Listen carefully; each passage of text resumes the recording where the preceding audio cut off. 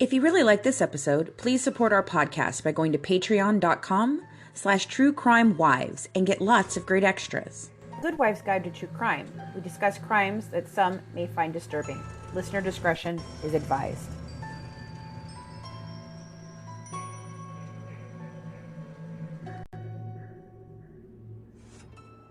Welcome back, listeners. Thanks for joining us again for the finale of our Scott Peterson head-to-head battle. Scott Peterson, guilty of murder or just being a shitty husband? This was one case that we had different opinions on, especially Colleen and Fancy. So we decided to battle it out podcast style. All of the good wives, Fancy, Colleen, Tori, and me, Christina, are here, and we're ready to dish more about the case. And me and Tori are going to weigh in and give our verdicts. Hey folks, it's time to grab your glass of wine because Good Wives Fancy, Tori, Colleen, and Christina are about to serve up another true crime case.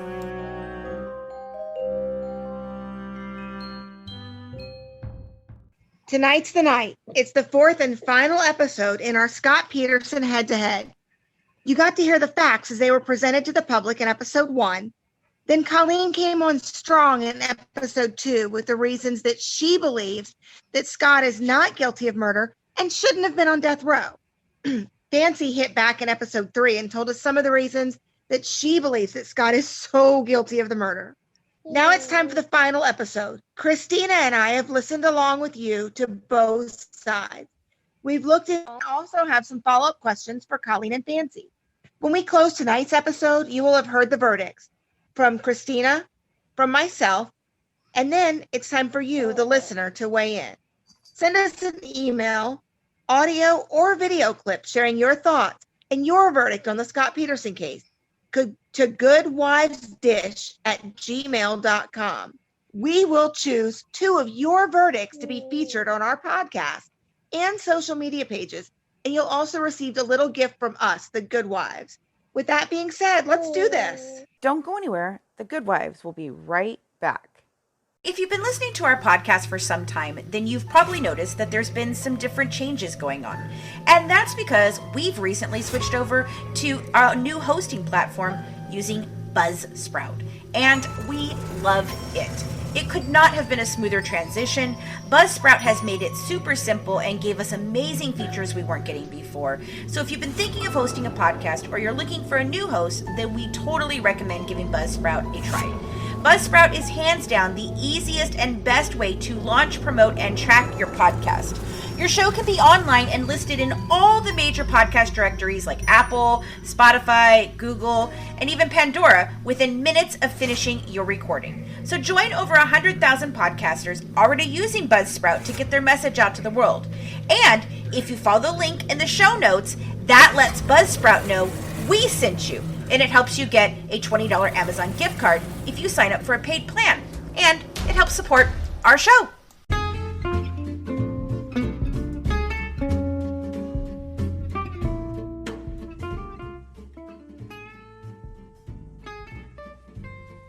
In every episode, we like to serve up a special dish from the state that our crime takes place. So here's our resident Cajun Mama Ty to tell you what our true crime dish of the week is.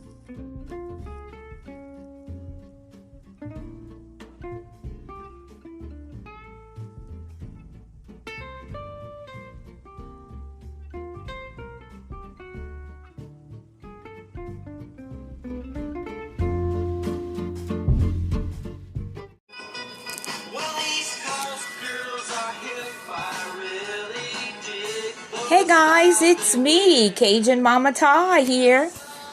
I have some California girls playing in the background, some Beach Boys, and here I am with another recipe. It's a California coleslaw.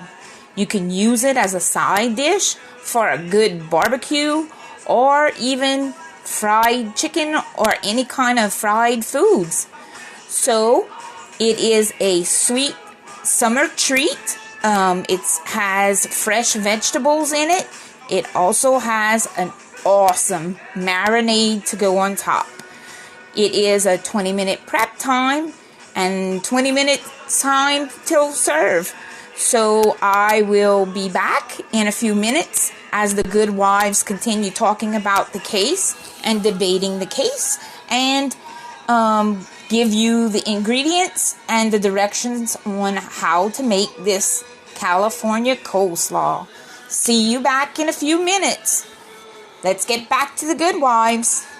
The Scott Peterson case was a tough one for us.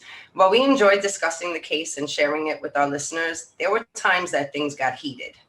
Fancy and Colleen are extremely passionate about how they see things in this case and the way it was handled, all the way from the murder to Scott's sentencing. And they are both firm in their beliefs. After Fancy and Colleen got to listen to each other's points in the last couple of episodes, they had a few questions for each other.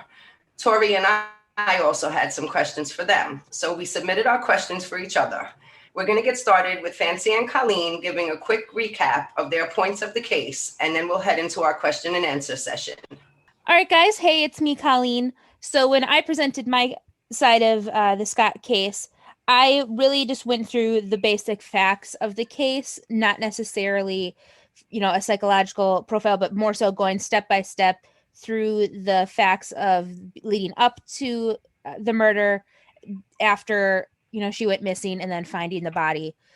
So for me, it was that the timeline did not add up for Scott to have the time to kill Lacey, dump her body, and there be no, evidence available to find. I talked about how Scott did not lie about the most important parts of this case, and even the police admitted that he did not lie to them as often as they portrayed in the media, and that really the only lies he ever told were about Amber. And then specifically speaking of Amber, how it wasn't a long-term relationship with Amber, that they had only been dating for a month when Lacey went missing, how Amber was the one who was chasing Scott once she knew that Lacey was missing. She was working with the police, trying to catch Scott in lies, working with the police on that, and that they never saw each other after Lacey went missing. And so Amber was just this red herring to try to make Scott look more guilty than was already pointing him to look guilty. And then I didn't talk about it as much in my episode, but there are alternate theories on what could have happened. There is a person who claimed to have killed Lacey, but he's also claimed to kill other people. I didn't go into this as much because there's not enough details for me to say, yep, that person did it. More so that there's not enough to say that Scott did. Well, you guys know I'm a little more long-winded, so I've got a whole lot of stuff to say. So, as you might remember, I made my case for Scott's guilt in the murder of his wife, Lacey, and unborn child Connor, based mostly on psychological profiling of Scott's behaviors before and after the disappearance. And I believe these are inherent behaviors and they cannot be changed, altered, or skewed like other pieces of evidence. So I made a case for him being something called a temper tantrum killer with some tendencies of a pregnancy killer added in, as detailed by Dr. Robbie Ludwig in her book, Till Death Do Us Part, Love, Marriage, and the Mind of the Killer Spouse. If you haven't read it, you should totally check it out. It talks about a lot of different cases, not just this one. So I know that I tried to explain it a little bit in detail in my episode, but I think I need to go back to that, which was the temper tantrum killer. They have deep-seated bad habits that were never corrected while they were young. And Scott displayed these types of behaviors as a young child who was treated as a child who could do no wrong, and he was basically placed on a pedestal by his parents. He never outgrew these types of behaviors of putting himself first over anyone else, impulse buying, instant gratification seeking, adulterating. His charming exuberance for life is a cover for narcissistic tendencies. It acts almost like a narcotic that creates a euphoric feeling in his mate so that she might overlook certain imperfections. It creates a buffer for having to really care about a person. He's able to charm and woo women with no real connection. So Scott cheated on Lacey at least 3 times during their marriage, showing a complete lack of care for her as his wife and respect for her as a woman. According to Dr. Ludwig, cheating is a form of psychological abandonment and abuse. Colleen has brought up that there were no signs of abuse because nobody saw Scott as anything but loving and caring to his wife. But I don't understand how she can say that when he was a husband that had so little regard for his wife, he couldn't even be faithful to her while she was about to give birth to their son. This is an indication of derogatory feelings towards women in general, especially those in his life. And Scott had an impulsive nature to him. He made large purchases on a whim, dropped and picked up women like others changed underwear, and had a general lack of respect for women. All of these things can be indicative of an abuser. And oftentimes the abused don't even realize they are being abused because they are used to the highs and lows of their partner's temper tantrums. The fact that nobody knew abuse was happening, that no reports were ever made, does not in any way indicate that it didn't happen, and it disturbs me that anyone would allege otherwise. Every minute, about 20 people are physically abused by an intimate partner in the United States, according to the Centers for Disease Control and Prevention. Approximately 1 in 4 women will be abused by their partner in their lifetime. According to a Maryland study published in the Journal of the American Medical Association, pregnant women are more likely to die of homicide than any other cause. The National Crime Victimization Survey administered by the Bureau of Justice Statistics is the nation's primary source of information on non-fatal crimes, both reported and not reported to the police.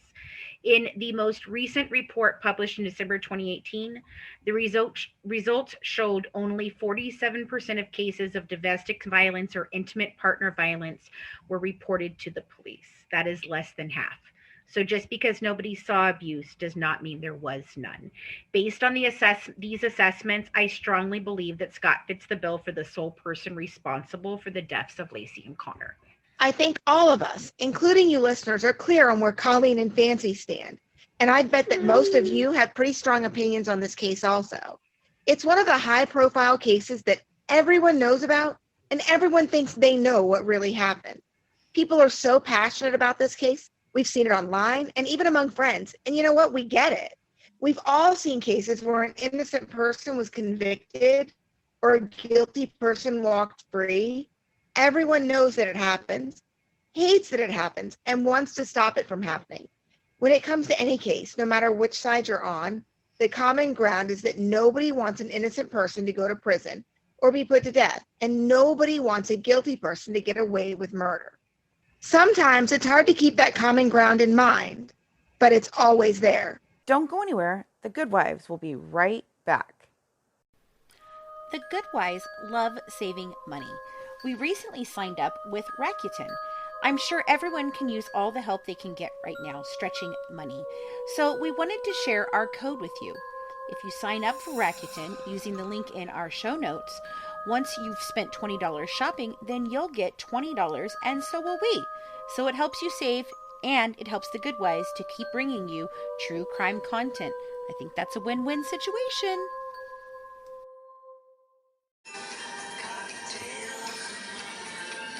Hey guys, it's me, Cajun Mama Ty. I'm here at the beach. I'm preparing my coleslaw because we're getting ready to do a barbecue. Yep, you gotta remember guys, I live in Louisiana. We're here and we're in the 70s here. It's nice and warm. It's even, guess what? Shorts weather.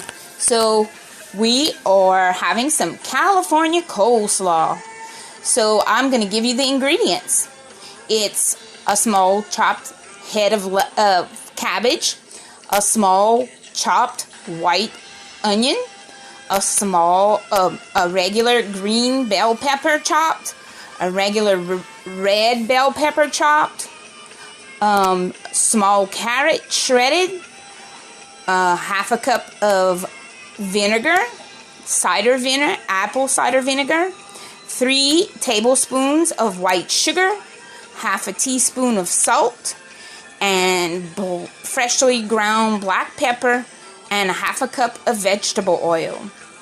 So you want to take all your veggies and put it in one bowl, and that's it. You want to make sure your pieces are very little. You can even do like a shred type with all your veggies if you want. or chop them up really fine.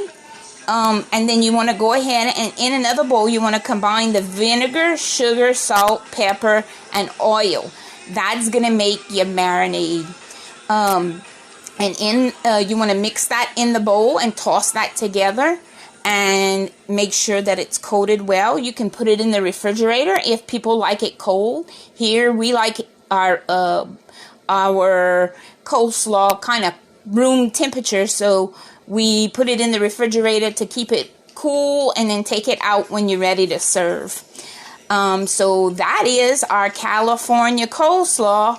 So we will head back to the Good Wives as they finish up the case of Scott Peterson, and we'll see y'all on the next case.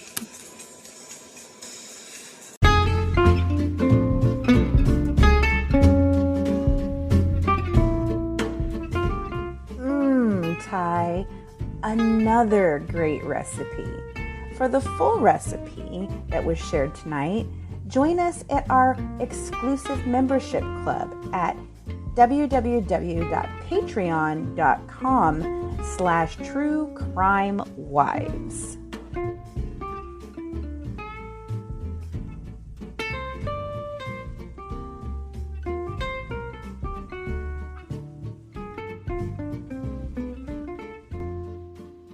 It's time for our question and answer session. After hearing everything from the past 3 episodes, Tori and I had some questions for Fancy and Colleen, and they also had some questions for each other. We're going to go over each of them, but we're going to start out with a question from a listener. As always, if you have questions or suggestions for us, you can send an email to goodwivesdish@gmail.com or message us at facebook.com/mbdtruecrime. Our first question is from Linda in New York, and it's for both Fancy and Colleen. Linda says, I don't think we'll ever know what really happened, but since you both feel so strong about this case, you guys probably have your own theories. I want to know, what do you think happened to Lacey? When did she die? Where did she die? How did she die? Okay, well, I guess I can go first. I don't have a specific, idea of what exactly happened because I wasn't there, and the evidence in this case, as far as blood or a definitive answer it's just not there. I can tell you what I think could happen, and my theory on this is that and it's changed a little bit over time. Originally, I thought perhaps Lacey was dead before the morning. Because the last time somebody talked with her was the night before. But I do believe that some people did see her. I don't know that maybe that there was 32 or 34, or the exorbitant number of people that saw her that day as it's been presented. I think maybe some of those people saw other people. I think maybe some of those people saw her on a different day and just didn't realize it and kind of put it to that day.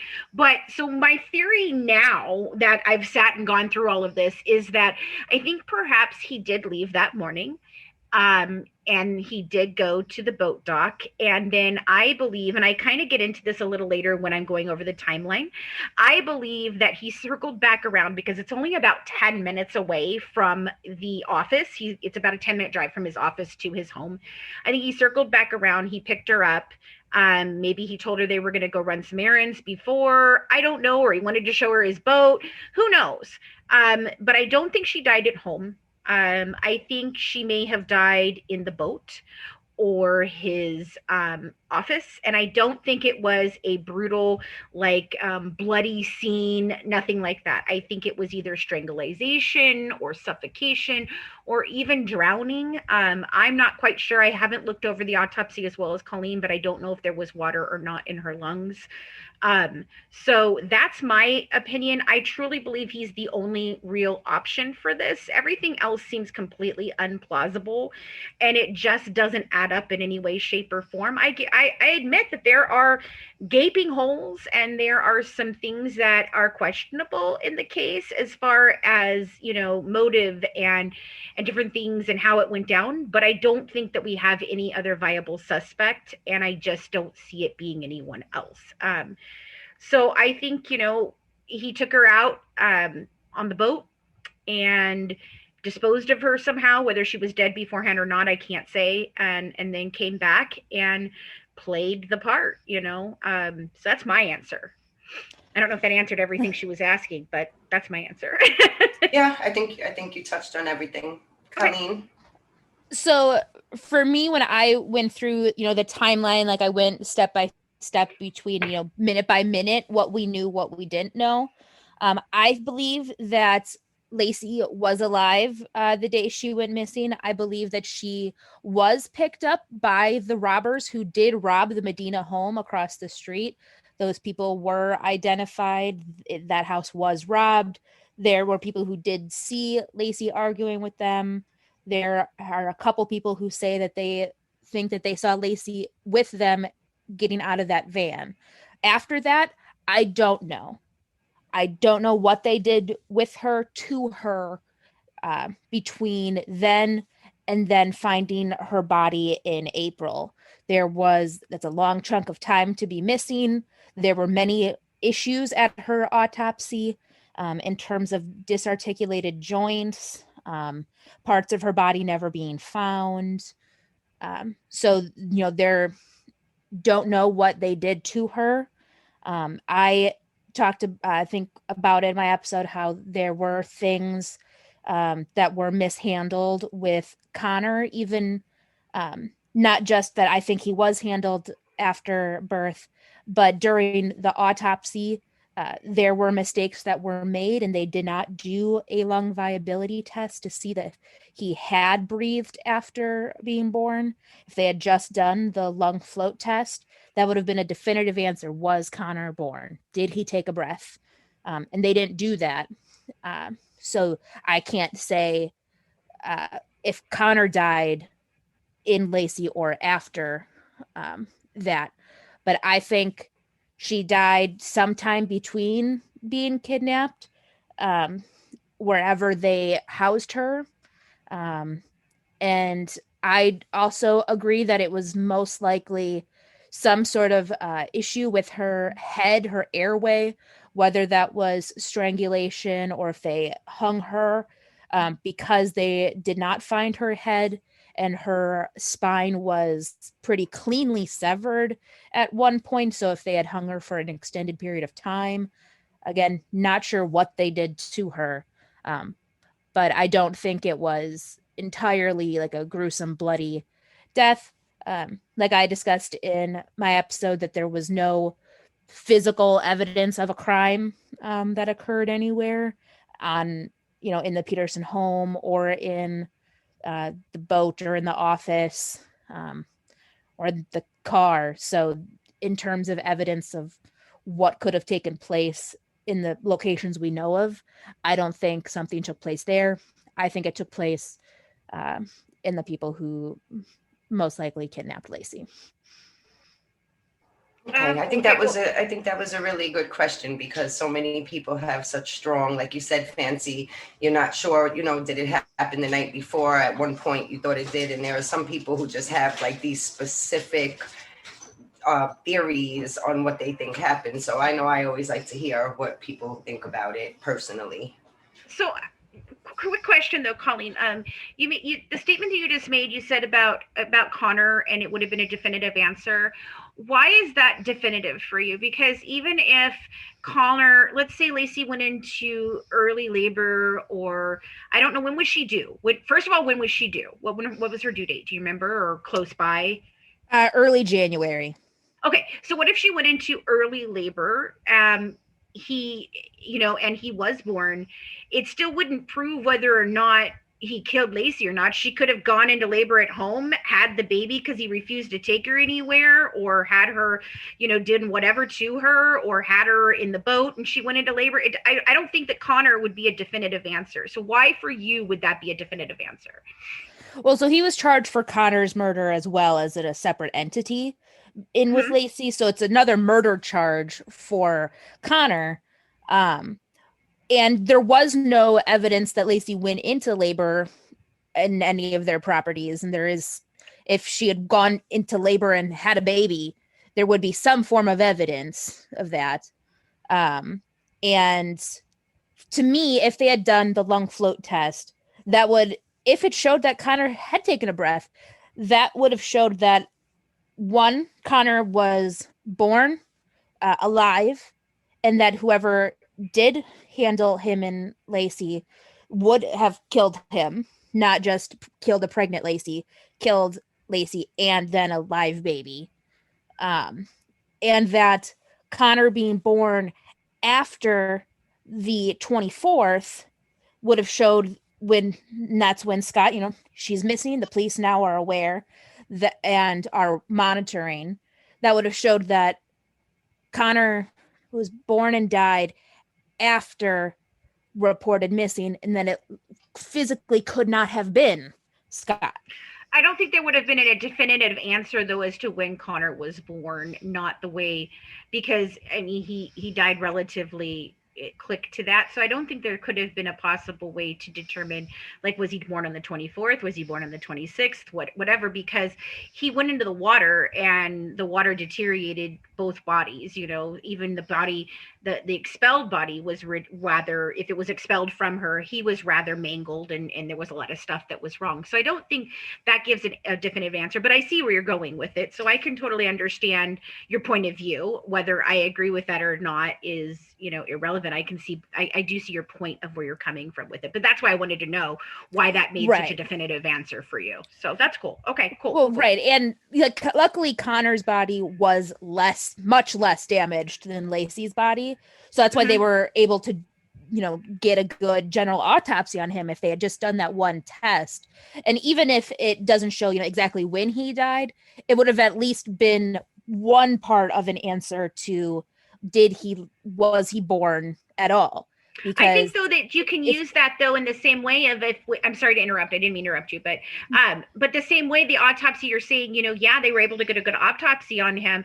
They were able to get much more. His body was less mangled. Then I would say that would lend to the idea that he wasn't born, that he was protected inside of his mother's body for quite a bit of time. Right. And that's what I'm saying is if they had just done it, they could have proved that point solidly. Even if it doesn't help my side of the case, if that goes to the case that, Lacey, died while still pregnant and Connor wasn't born, at least it's a definitive answer. In terms of the scientific side, whether science helps my side or not, that was a complete giant error made by the medical forensic team and the person who did the autopsies, because that's something that they had the chance to do, could have helped the prosecution, really could have helped the prosecution in that factual evidence, which is now really going to come to play now. And it's something that can't be retested. It was, you had to do it and they didn't.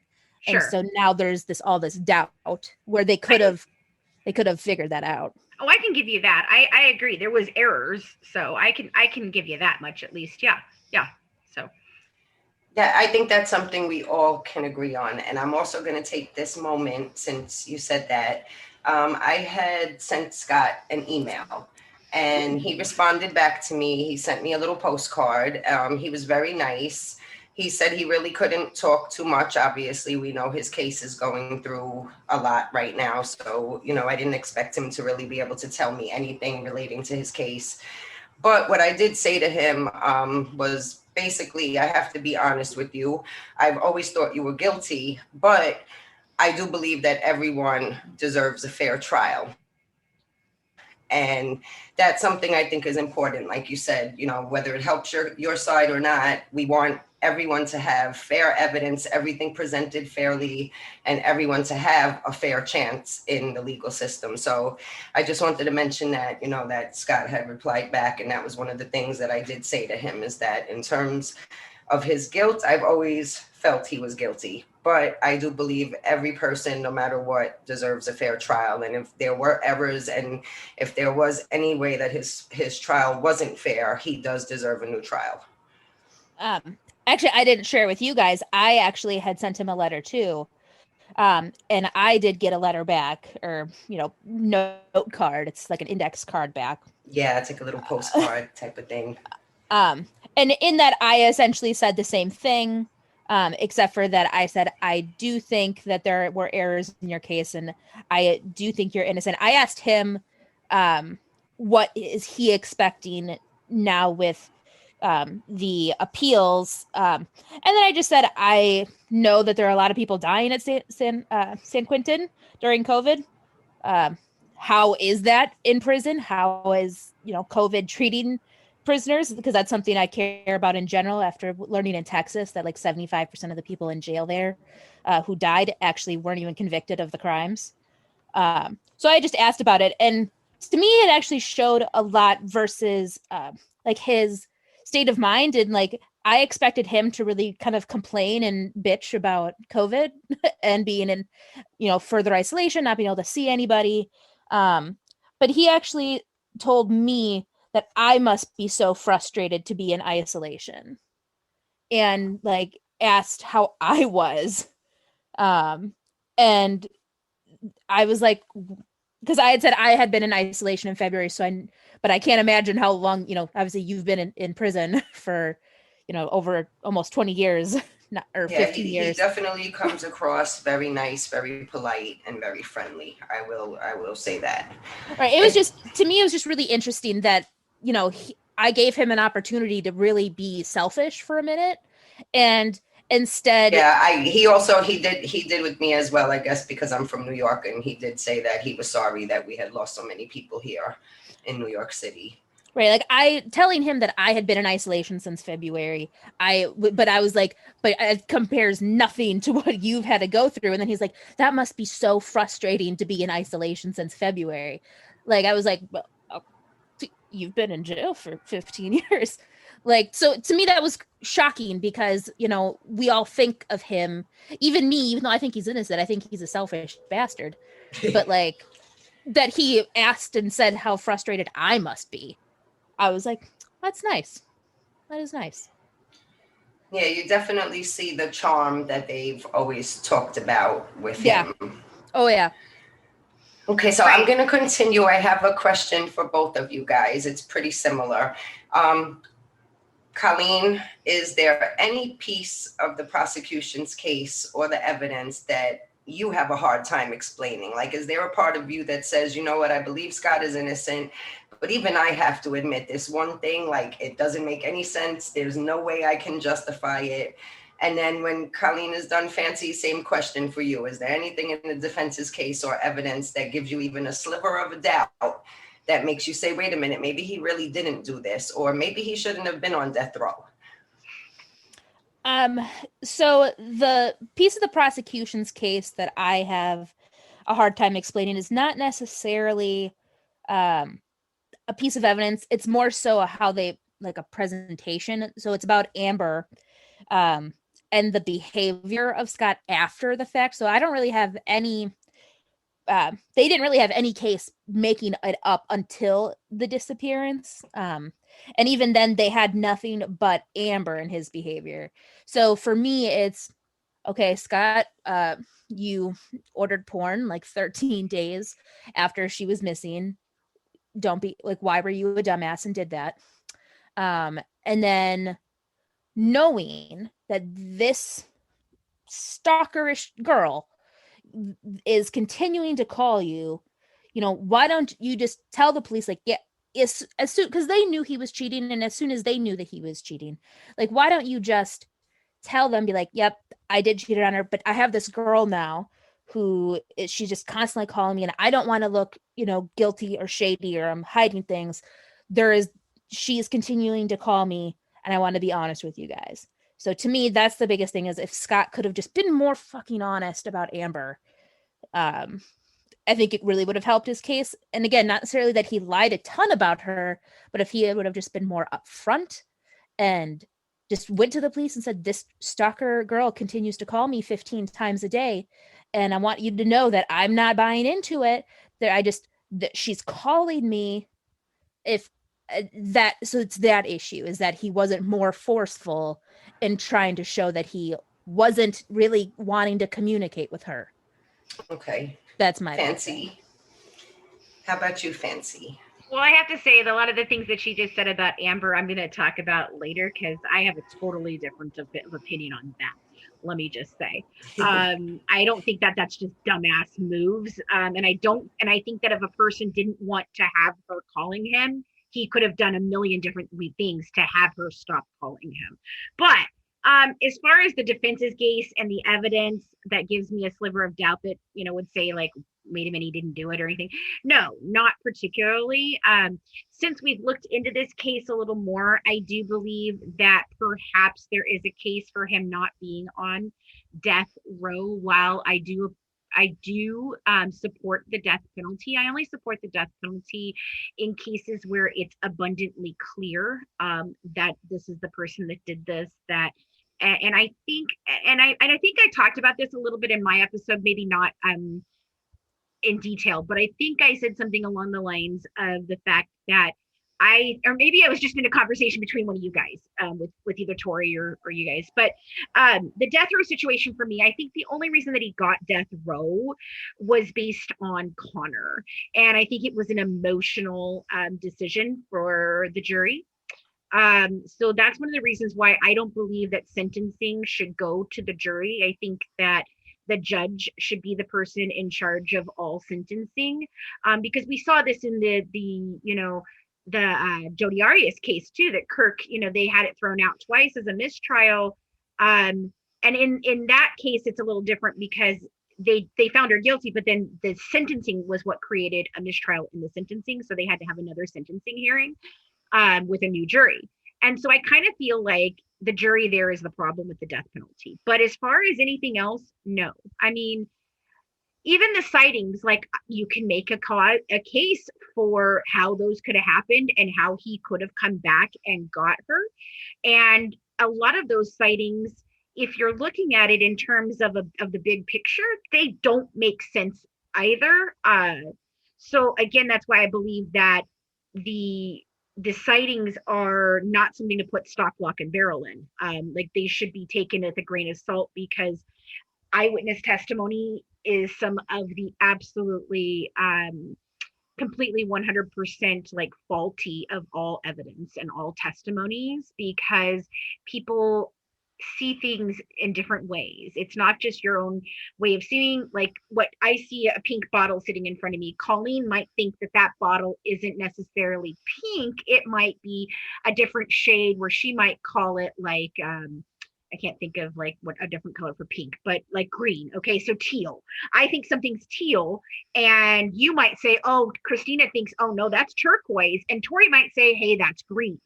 But it's the same piece of paper that we're looking at in that same color scheme. Does that make sense? So when you're thinking about a person and their perception of something, there's so many things that come into that I just don't take the eyewitness testimony of when they saw her and the timelines to be like completely 100%. Yeah, I can't disprove that in some way, shape, or form. So I guess that's my reasoning. But yeah, I think death row might have been a reach, and it might have been an emotional decision by the jury. My next question is for Colleen, and you actually brought this up when you answered the last question. I can agree that many men cheat, and that doesn't make them murderers. But for most normal people, I would think that your sexual appetite would be somewhat ruined if your spouse was missing. Would you agree with that? And if so, how would you explain Scott adding porn channels to his satellite services while Lacey was missing? And I want to also specify that according to the court documents, he started off with one porn channel, and then he called to switch it to a more hardcore porn channel. So he had time to think about it, before he called back and added, even more porn. So how do you explain that? So like I said, I think it was, it's a gross kind of pig move. Like I said, I think he's, a cheating bastard. I think maybe he did have a issue with being faithful. Like we said, he cheated several times, and he was still cheating on Lacey in November and December. So I'm thinking after Lacey, like this is my speculation, thinking after she was missing, obviously he doesn't want to be caught cheating with Amber, and physically being with another woman, and Lacey being out of the house. He's got the TV to himself. I'm guessing he was taking out his urges that way. Okay. Not saying it's smart. My appetite would be completely ruined if Tim was missing. Yeah. But But not just Tim, his baby. Like, right, I can understand. it's bad. No, like, it's not bad. It's not just bad, Colleen. It really does speak to his character Oh, I and agree. what type of person he really is and how kind of sick and depraved that is. Right, it's sexually Your deviant. wife, it's not just sexual deviant, it's depraved. Your wife and your son are missing. If my husband and one of my children, even if, especially an unborn child, are missing, there would be no time in my thought process, no matter how much sexual deviation or how much of a cad I was or anything like that, that I would be able to think about, hey, let's get a porn channel and let me watch that, because my whole life would surround around looking for my missing spouse and child. I am totally disturbed, and this is where I get kind of annoyed with your thought process on these things, because if that happened in any other case, you would be completely astounded and livid and just, oh my God, that's horrible. But in this case, you make excuses for him at every turn, and it really kind of boggles my mind because you don't make these concessions in other cases. Well, look, I think he's a pig. Like, I lends credence to your point. Like, I am agreeing with you. Like, he is being a selfish pig and he's not caring enough. But I mean, you pretty much said he wanted sex so bad, but he knows how it would look to get caught cheating now. So I need this porn so that I don't go out and cheat while my wife is missing. So yeah, you are admitting that he's pretty shitty. I will give you that. Right. Yeah, I mean, you're admitting it's shitty, but it goes beyond shitty. Like, that's disturbing. To me, it's physical evidence. To me, this case is physical evidence. So you're just saying the only reason that you think he's not guilty is because there's a lack of physical evidence. And motive, yeah. There's not a lack of motive. There is a lack of physical evidence. I'll give you that. But we've talked about cases on much deeper levels with no evidence. So, but anyway, I mean, I digress. You can, go on. Let's let's go on. Okay, next question is for Fancy. So I know we talked about the psychological part, but do we have any proof of any actual instances that occurred that would show Scott to fit the temper tantrum killer profile, and also any instances that happened that show that Scott wasn't anything less than a happy father to be?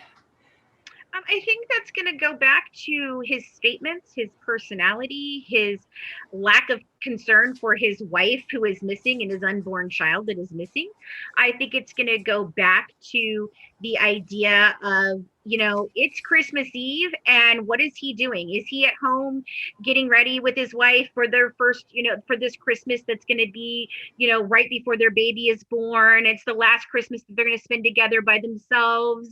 Are they getting the nursery together? Are they, picking up some last minute gifts for the family? No, none of that. He's off either golfing or boating for the day. That's what he wanted to do. And the cheating plays into this. It's a form of abandonment. And these are all classic pieces of what Dr. Robbie Ludwig talks about as pieces of being a temper tantrum killer. So yes, I do believe that there are instances. I can't specifically say like on June 14th of 19, whatever, he did this.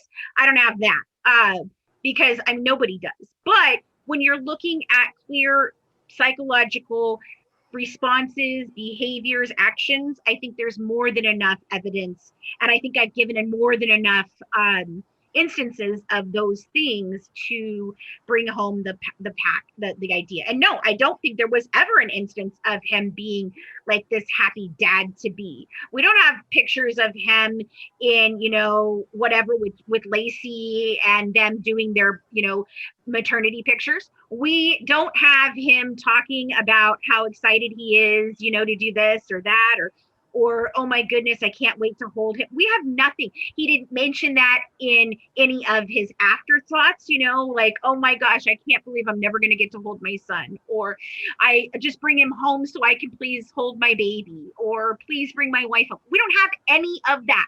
There was no indication. And I think no indication, no lack of indication is enough to say that I don't think he really was a happy dad. He explained to his his fling that his wife is gone. He didn't say my kid is gone. He didn't even mention it. Like as if he didn't exist. And that's the thing. Like, I just don't see a caring, considerate person out of him. I don't see anybody who is serving anything more than his own needs, wants, and desires. And even in the letters that he's written back to you, you guys both talked about him being caring, or, he could have been selfish, but he's putting on a show. You guys are like, in his mind, that's a fangirl writing him. Oh, I agree with that. That's why I said I think it speaks to that charm that he always tried to portray to everybody. And they said, what do you mean? Scott was a great guy. He was always so cheerful and happy. Yeah. And I think my honest opinion is, of course, he's not going to come off nasty. Right. He's not going to come off selfish. Right. He's going to come off where everyone's going to say, oh, what a nice guy. So I do agree with that. We've talked about this in detail before about, sociopaths and what a person thinks a sociopath is versus what a sociopath really is. Right. Not all sociopaths go out and murder people. Most of them are very charming. A lot of them are very successful in business because they do not. They're running companies because they don't have the social or moralistic or even romantic ties. None of that. They don't have those things. They don't have those emotions. They can pretend to have those emotions, and they're really good at figuring out, because they study people, because they don't understand what's going on in their own body, that they're not feeling things. So they begin to study other people to mask, because they understand, oh, that's what I'm supposed to feel right here, so I should cry, okay? Because everyone else is crying, so perhaps I should cry. And then they make themselves cry. Or I should look solemn. Oh, she looks solemn. They're responding that way. I should totally do that too. So I think all of that plays into this psychological stuff that I've kind of talked about. Well, so you said there was no evidence that he was a happy dad to be. All of his friends and family said he was. Okay, so but even again, after the fact, but putting it's on a show, up until, Colleen. But even Lacey said that to her family how excited Scott was, and that's them living together. So what we basically have is hearsay. Yeah, people said yes, but I get what Fancy's saying. There aren't any pictures with him holding her belly, and there aren't any picture. I get what you're saying, but I get what Fancy's saying also. Afterwards, it's like, oh, he was so excited, but we don't have anything tangible. Like, well, look at these pictures. They did this beautiful maternity shoot together, and you can look in his eyes and see, the love. We don't have anything like that. So I do get what she's saying, that there is no proof that he was a happy dad to be. So other than what their other than what the people have stated. Yeah, people have stated. The mailman, Russell Graybill, testified at the trial that he didn't see or notice anything out of the ordinary at the Peterson house when he delivered the mail on the morning of December 24th. He never said the gate was open during his testimony. It wasn't until years later that Graybill submits an affidavit for Scott's appeal, saying that he noticed the gate was open the morning Lacey went missing and Mackenzie wasn't barking. And that affidavit contradicts his testimony that he didn't notice anything out of the ordinary that morning. So how do we determine which time he was telling the truth? Which time was more accurate? The time that was immediately after the fact, or the time that years later? I mean, how do we determine which one for you? Well, so I, like Fancy has said, that, witness statements are ones that are, the most likely to be unreliable. And like, I agree. For me, when it comes to like the sightings and stuff, it was just that there were so many sightings that it was more than just one or two people. There was just a lot of people. For this, the mailman, I don't know which affidavit to believe and which one he was telling the truth in. Either way, it would, if Lacey and the dog were not there delivering the mail, she's out of the house. And if either way, it actually shows that Lacey and the dog were not there, because if the dog was there, would have barked. If the dog wasn't there, it didn't bark. So he's saying that, nothing was out of the ordinary, no problems. His testimony isn't the most reliable, but neither is it the most compelling in the argument. Okay. It's not necessarily need to know pivot information. Okay. However, you did put this testimony in there, and I kind of think you should read it because it does make sense, and it makes, to me, his testimony is interesting on both counts of that he went back and forth. And one time he was saying that there was nothing out of the ordinary, and then he says later that he noticed the gate was open the morning Lacey went missing and Mackenzie wasn't barking, because Colleen was just saying, well, the dog wasn't barking, but he had said often that the dog always barked at him, so that is something out of the ordinary if the dog is not barking. Okay. Does that make sense? Yeah. Okay. So do you want me to go back and how do you want to put that in? Well, you're just saying, I guess I can just, like, it says here that in his testimony, he basically said, no, he had no problems on December 24th. It was a normal day. And then he was asked, and as far as you can recall, were you able to deliver the mail at 523 Covina? And he said, yes, I was. And then he was asked, was there anything out of the ordinary or anything out of the unusual or anything that caused you to pay attention? And he said there was nothing out of the ordinary. And then there was no other questions.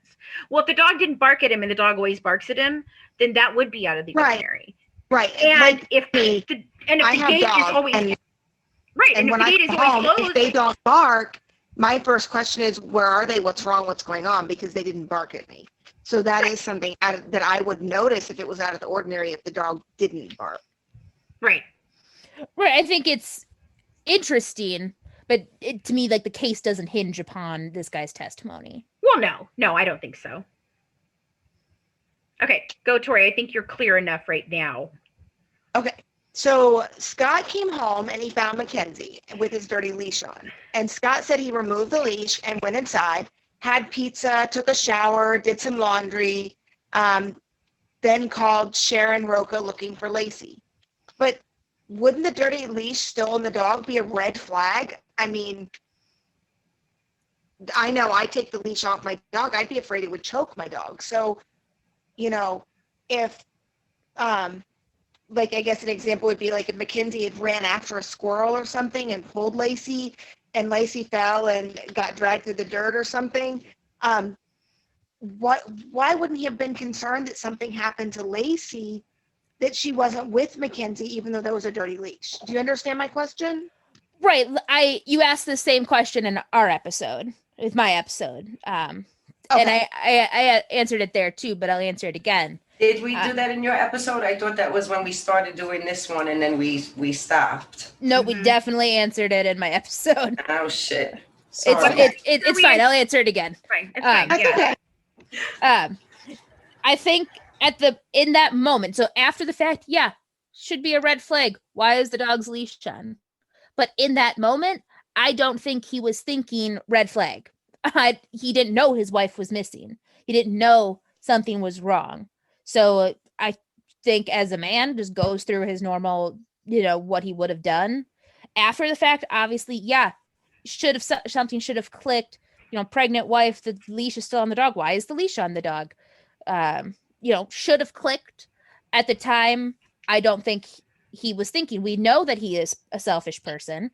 He most likely wasn't thinking of Lacey at that moment. He wasn't thinking about her until he listened to that message from Sharon looking for Lacey. That's when he, clicked, oh, she's not where I thought she was. So I think he was in the moment, not thinking about it. Dumbass move. He should have, always thinking of, of these little things, especially when his wife is 8 months pregnant. He wasn't. I admit he is a selfish guy, and I think that he just wasn't thinking. Again, in the moment, he didn't know anything was wrong. You seem to make a lot of those concessions for him. I think Like, he's a just a douche. bonehead, Yeah, selfish douche. in the moment concession. Yeah, in the moment he right. wasn't thinking. I- In the I- moment he was being an asshole. In the moment he was selfish. In the moment, it just, that's my issue with your opinion on this. Right. And it isn't necessarily my opinion that I don't understand your opinion on this. It's that it's so glaringly different than your opinion on any other case we've ever looked at with similar circumstances. That's my issue. So my question. So, and that was my next question. Right. Is why do you believe so fully that he is innocent when you have to make a concession and an excuse for everything that he says? Like, Or does. for me, that would, Says or does. Every single thing is Right. that. Yeah, says or does. Like, so that's my next question. I do have a question. I have questions for Fancy too, so I'm not just picking on you, Colleen, I promise. But like, what is it about this case that makes you so sure that he's innocent when you have to make an excuse and a concession for everything? Like, there isn't really anything that I've heard you say that is just glaringly obvious that, hey, look, he didn't do it because, look, I mean, right here. Do you know what I'm saying? Is that... Well, I mean, I think I admit many times that it was not a good thing that he did, that he lied, that he cheated. I don't make excuses that he did. Right. But my question is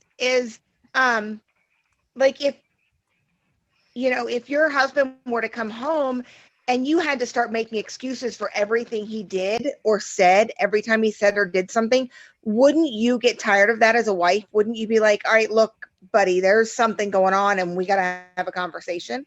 Or would it be okay with you to just have to make concessions for everything?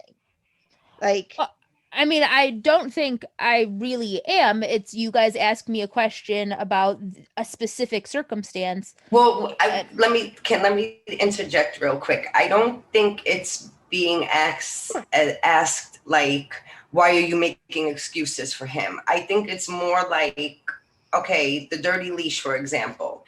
There's never a simple answer like, oh, well, the reason is because Lacey's been known to do that because she's pregnant and she had to pee really bad. So she's been known to run into the house and leave Mackenzie in the yard with the leash on and then come out later after she pees and then take the leash off. It's always, oh, well, we know he was selfish and we know, he was a cheater. And well, there's never a simple answer like, oh, well, that happened because of this. This was known to happen. This is, it's always, well, we know he was a selfish guy and he was a cheater. So the reason that probably happened was because he really wasn't thinking, and it's never like an actual answer. Well, I mean, I would love it to be a simple answer that we knew. I don't mean like you're making excuses for him. That's what I get from it. It's like there is. I feel never, like it's even with his lawyers. Right. No, that's what I was going to say. I feel like anyone who has any stake in the fact that he might be innocent, his family, you, other people that I've talked with, his defense attorneys, it's always this kind of like, I feel like it's almost smoke and mirrors. There's never an answer. It's never a real answer of like Christina said, well, this is this and that is that. It's kind of always going back to, well, yeah, he's a douche, or yeah, he's a cheater, but I mean, that's why. And that's it. That's the only reasons that you guys give. And that's why I have such a hard time understanding it. And why with you, Colleen, who looks at many of our things very critically and with a really fine-tooth comb of, well, what about this? Well, what about that? In this case, you're just like, he's just a douche. It's fine. He didn't kill his wife. He's just a douche. And in any other case, it would give you at least pause to think about it and go do more investigation on it. And in this, I don't feel like there is. I just don't see it. And it's frustrating. And it's not just frustrating with you. It's frustrating in this case in general, because I don't feel like anybody gives any actual, real, like, refuting proof. I just don't feel like it. Other than the timeline, which we've all established can totally be subjective. Nobody ever says, like Christina said, yep, the leash was dirty because, or you know what, he didn't do it because Connor took a breath. He didn't do it because blah, blah, blah. There is none of that in this. And it's infuriating because any other time, you personally, I know, wouldn't see it this way. It's like, I don't know. Do you have a fascination with him? Are you attracted to him? I'm not trying to be crappy here. I'm really trying to understand why, in this case particularly, you're so set on innocence when there's so much question about it. Okay, well, so no, not attracted to him. He is, I believe, as old as my dad. But to me, it. Colleen. Sorry, guys. I was like 7 or 8, maybe 12. Right, but you're not now. And if you look back at the case, you can look at him and say he was an attractive guy at the time. So for me, I have studied this case very extensively. That I say I think it's because he was being selfish and a douche, because I'm not going to make up a fact. You know, we don't know if Lacey had a tendency, maybe she had a pee, she left a leash on while she ran inside. I'm not going to make up that fact and say that happened. Based on the information we know, the facts that we know, the evidence that we have, that's what I base my opinion on this case. But that's the thing. Usually when we're talking about like an innocence versus guilt kind of thing, and there's question, there are definitive things that you can say, well, this happened because of that. And maybe you don't know that Lacey ran in and peed all the time and left the dog out. But if that had happened, then we would know that, because that would have been something that Scott would have used as his part of his defense. His defense team would have said that. There is none of that. His defense team literally did no things that had any definitive proof whatsoever. That's my biggest issue. Well, okay, so let me finish. Right. So, go ahead. You know, his defense team did not do the greatest of job. They said that they were going to bring the wall of facts and totally wipe out the case. And then they failed. They didn't do what they were supposed to do. They weren't allowed to present a lot of things that they should have been able to present. And that's why in his appeal, the failure of the defense is a big reason. But for me, in all the other cases, we examine, the person who is suspected to have doing it, there are signs and behaviors and evidence up the wazoo that something was going to happen or did happen. In Susan Cox Powell, there were diaries written by her husband and then by the father-in-law. There was creepy cameras. There was, a wet spot on the floor. He took the kids camping in the middle of the night. There was incest porn on the computer. Like, there was a ton of things, even though circumstantial, point to guilt. The circumstantial things in this are all after the fact, not before the fact, and that there's none of that evidence. The circumstantial evidence is he cheated and he's selfish because he cheated. But so really so basically you're saying the fact that he's a sociopath means that's throwing out everything else because he's a really good sociopath? There's no evidence to say that he killed her. There's lots of evidence to say that he killed her. So that leads me to my question for Vansby. Right. There's not a lot of evidence hold on. There's not a lot of evidence to refute that he didn't kill her. There's a lot of evidence, but it's one of those things where you have to put it all together or you don't see it. But if you don't put it together, if you just question him, make an excuse for him on every way, which or form, and it's basically, yeah, he's a shitty dude, that's not a defense, dude. And that's not a defense. I don't think that your, psychological profile of him is enough evidence. It's not my psychological profile of him. It's a doctor's psychological profile of him. Many of them. But there are experts on both defense and prosecution. I don't think a psychological profile is enough to convict somebody of. I don't think it is, but along murders. with all the evidence that there is, I think it definitely is. So anyway, go ahead, Tori. Okay, so now I just completely forgot my question because I was listening to you guys. It was for me. So one of my questions is, I know. So one of my questions for you is, what is it that makes you so absolutely certain that he did it when like Colleen was saying, and like you just said, there wasn't actually anything that flat out said, here's the blood stain, here is, the carpet inside of his car and the trunk is missing, or, anything like that. What is it that makes you so certain that he is guilty when there isn't any actual flat out hard concrete evidence that he did? Because there is no other viable option. If any which way you look at any of the other presented theories, ideas people present, they're all very convoluted. They're very, it's almost like you have to tell a fairy tale to be able to follow like the thought process, like the serial killer. Like when we talk about that serial killer, which I'm going to bring up in my stuff, like the serial killer, if you look at it, and you put any type of critical lens on it, it falls away. If you look at the guys across the street then that falls away. And so there's no alternate story that makes any sense. Okay. And I'm kind of one of those since people. You brought them up. How is it? Go ahead, finish your thought. I was going to say, I'm one of those people that, most of the time, and I'm going to put this two different ways. One way is if it quacks like a duck and walks like a duck, it's generally a duck, right? But beyond that, it's usually the simplest answer is the truth. When you start talking about, the robbers across the street or a serial killer or some other random weird thing, she's being held in a bay for months on end and she's in the water, like they're so far-fetched stories. It's like telling a tall tale and then expecting you to go, oh, okay, I can believe that. No, the most 90%, and I get into this later too. I was going to say, if you want the statistics on how many women are killed by their spouses and partners and intimate partners versus how many women are killed by strangers, it's astounding.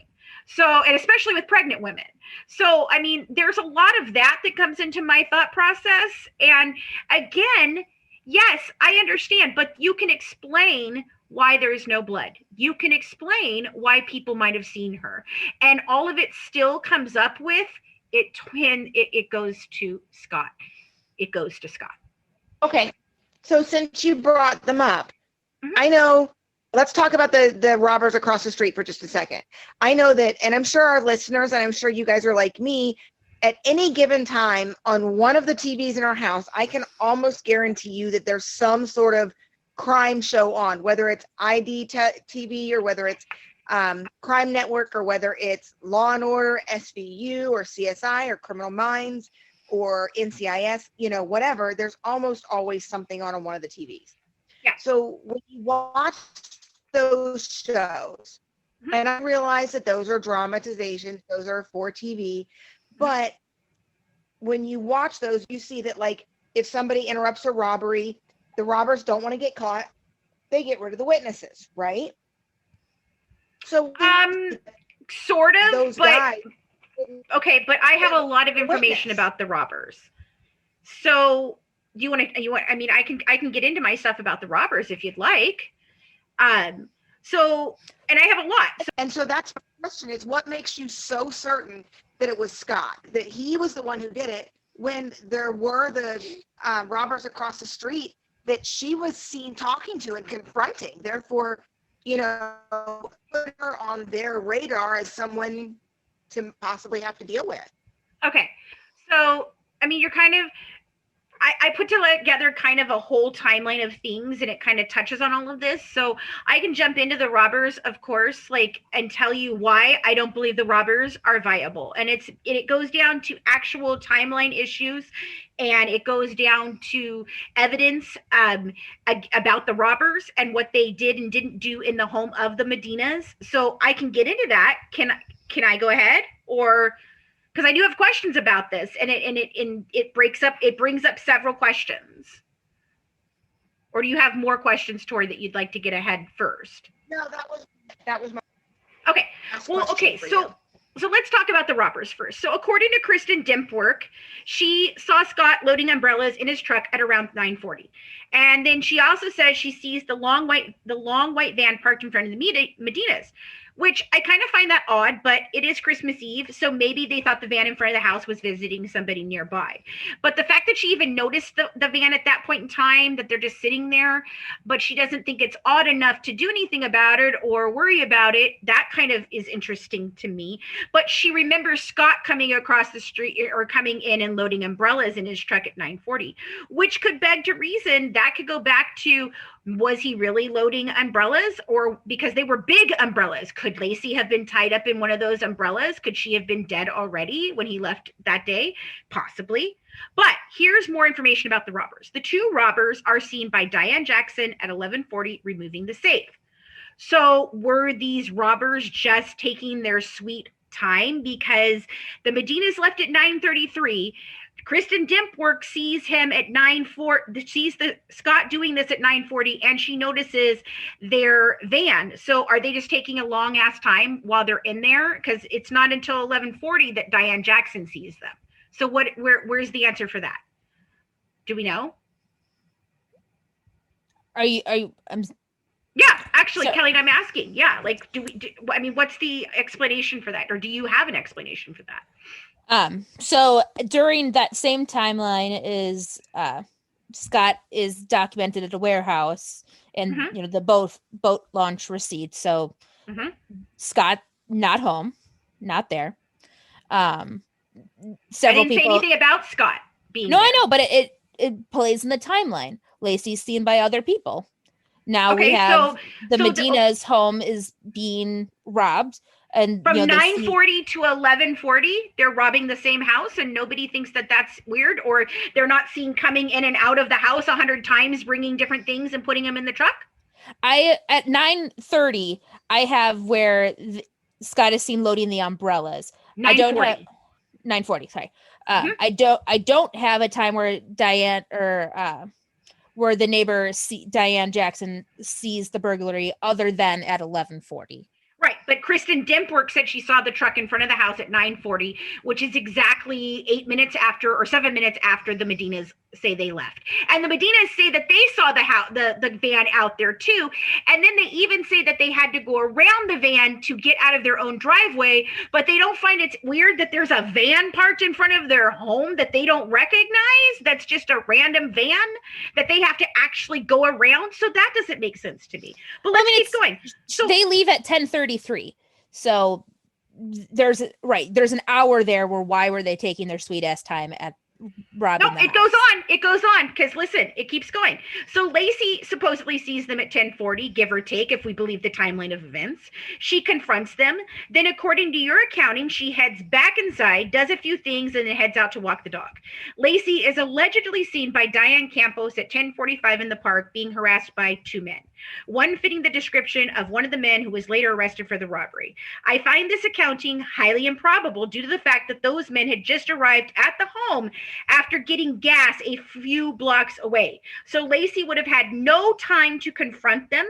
It is more probable that, according to several sources, there was a heavy amount of homeless people in the park next to the one Lacey typically walked through, and she was suspected to enter through that way, though it's not sure as to why, since she had complained about the homeless people and was rather scared of them. But this is when Diane Campos supposedly sees her. And again, this timeline seems odd. The walk is about a 2-mile walk the way she went that day, with the park being towards the end. I just don't see a heavily pregnant woman walking that far in that time frame. Do you? Are we talking to me? Any of you. Anybody can answer. I mean, yes, Colleen, I'm mainly talking to you because obviously it's the timeline that you've put forward and that other people in the defense have put forward. Right. So for me, the timeline presented, it is a jumbled up confusion between, 9:45 to I want to say like 2 p.m. There's a lot of, witnesses seeing different things that are happening. So that doesn't make you think of it's not right? Well, there's a lot of conflicting things said by different ones, but Lacey being seen, dozens of times by dozens of different people makes me believe that she was alive and out. And during this timeline, Scott is documented over 50 miles away. So No, he's documented 10 minutes away. He back has not at 9:40. He has not made it to the boat dock until almost 1 o'clock, Colleen. So at this It's time an hour period, drive. he's 10 minutes away. But Colleen, at any point in time, he could have come back and got Lacey. I've already said that. Right, but 10:30 to 10:56, when Diane Campos supposedly sees very pregnant lady, there's computer activity by Scott at the warehouse. I'm not saying, Scott, you're not listening to the question. The question is how does a heavily pregnant woman, walk that far in that amount of time to give Diane Campos and everyone else their time frames? Then that goes on to what the next part of what I have to say. There are several odd accounts of sightings, but none of them totally jive with the next. So there's a sighting of her arguing with men. I'm fairly certain that is not the robbers. There was an account of seeing a creepy white van with a woman's jacket hanging out of the passenger side. Odd place to hold a person captive. But that couldn't be Lacey because someone sees her after that. I mean, it's very confusing. But here's more about the robbers. The robbers are not very good robbers. They take very little things from the Medina home, even leaving cash and so many valuables.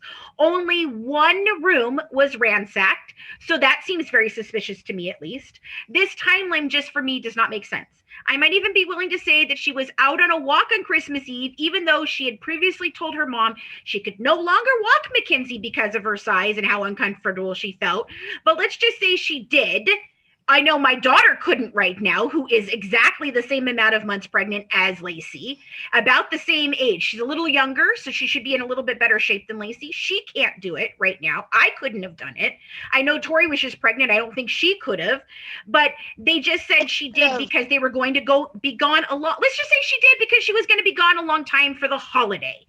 But the last sighting reported of Lacey was at 11 a.m. on December 24th. However, between 2 and 4, there was a sighting supposedly of a pregnant woman being forced into a van. This is way too far off from the rest of the account to be viable to this story.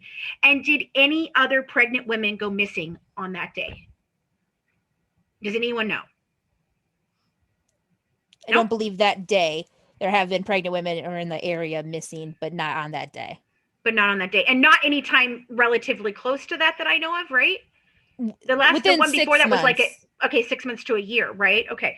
So, I mean, it just, to me, the robber situation, unless they're there to specifically take and kill Lacey, I do not believe that the robbers play in this situation, because either they're really shitty robbers and they were there for something very specific from the Medina home and that's all they were after, and they bailed as soon as they got that, because I don't see them hanging out in the area for hours and hours if all they did was ransack one room and take a safe. Like, that's why would they be there at 2, 4, 11, 9, all these hours? It doesn't make any sense. They don't make any sense in the timeline of this. Are you guys hearing what I'm saying? Like, am I making sense in the way I'm questioning this? So, okay, but between 2 and 4, a pregnant woman being forced into a van isn't in front of the Medina home anymore. It's in a different part of the city. It's not in a different part of the city. And how would she have gotten to a different part of the city, Colleen? Why would she be being forced in somewhere else? The last place she was seen was at the park. They weren't so it would have been that they took her. Time. So based on what it was presented, or some theories are that they did take her earlier, that they were moving her. She had to pee. That's why they believe that forced out of the van between 2 and 4. But for me, they let her out of the van to go pee, and she didn't try to signal anyone, do anything, nothing. So nobody saw her besides the fact that they were shoving her back in the van. Again, and I said this in my episode too, that for me, I'm not looking at, okay, Scott didn't do it, then who did? To me, the evidence in all this, Scott's not there. But that is the question, Colleen. If Scott didn't do it, who did? I think that it's interesting. Robbers were there at that home. That house was burglarized across the street from the Peterson home the same day Lacey goes missing. That to me is relevant, interesting information. Those people, those robbers, when they were in jail, there was a tape supposedly of people admitting about the pregnant lady, like, did you get rid of the girl or the pregnant lady? And somehow mysteriously that tape that was in police custody went missing. You know, that's interesting, relevant information. They admitted it. And then after that tape, you know, is out there and then went missing, then they backtrack it. But it was documented in the evidence that they had said that while they were in jail. Did you get rid of the pregnant lady? And So who did they say that to? it was over like the talking, the jail phones. I mean, I think it's also worth noting that there's actually still a disagreement on that robbery because according to the police and two of the men who committed the robbery, Stephen Todd and Donald Pierce, they all say that the robbery took place on December 26th before the Medinas came home from their trip. Right. So and I think that they could have been, I think that they might have been in the area casing the joint or whatever when the Medinas left to make sure that they left and all of that. I can give you that, but I don't think that there's no evidence here that the robbers took Lacey to me. I don't see it. I don't understand. And the timeline is wonky if you try to put it all together. A robbery is going to happen quick. They're not going to be there for 2, 3, 4, 6, 7, 8 hours and only have taken 3 things. They left cash. So that just makes no sense to me. And I think that has nothing to do with Lacey, has everything to do with the Medinas and whatever the hell the Medinas were doing and why they were in there. But it doesn't really speak to me as to why the robbers would have taken Lacey for any reason, because especially, and then you said that they're admitting to it. Dude, they got away with it. Why would robbers? They're not serial killers. They're not other killers who wanted to be known and go down in history or something. They're robbers. And they're just going to willingly admit to somebody, did you get rid of the pregnant woman? Yeah, I did get rid of the pregnant woman. I don't see that happening. And we know that jailhouse snitches, jailhouse conversations can all be very, it's all based on what that person or those people are getting out of it. But so the robbers, that's my questioning. But let's go back to Mackenzie, because that's my next question, unless Tori, you had any other questions in between there, because I don't want to hijack your time of questions too. No, that was it. Okay.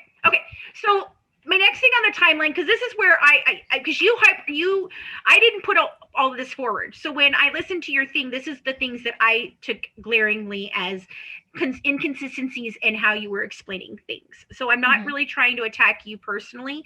I know that these are timelines and ideas from lots of different people, lots of different places, but these were the questions that, because I only focused on the psychological aspect of things when I was looking for stuff for my case.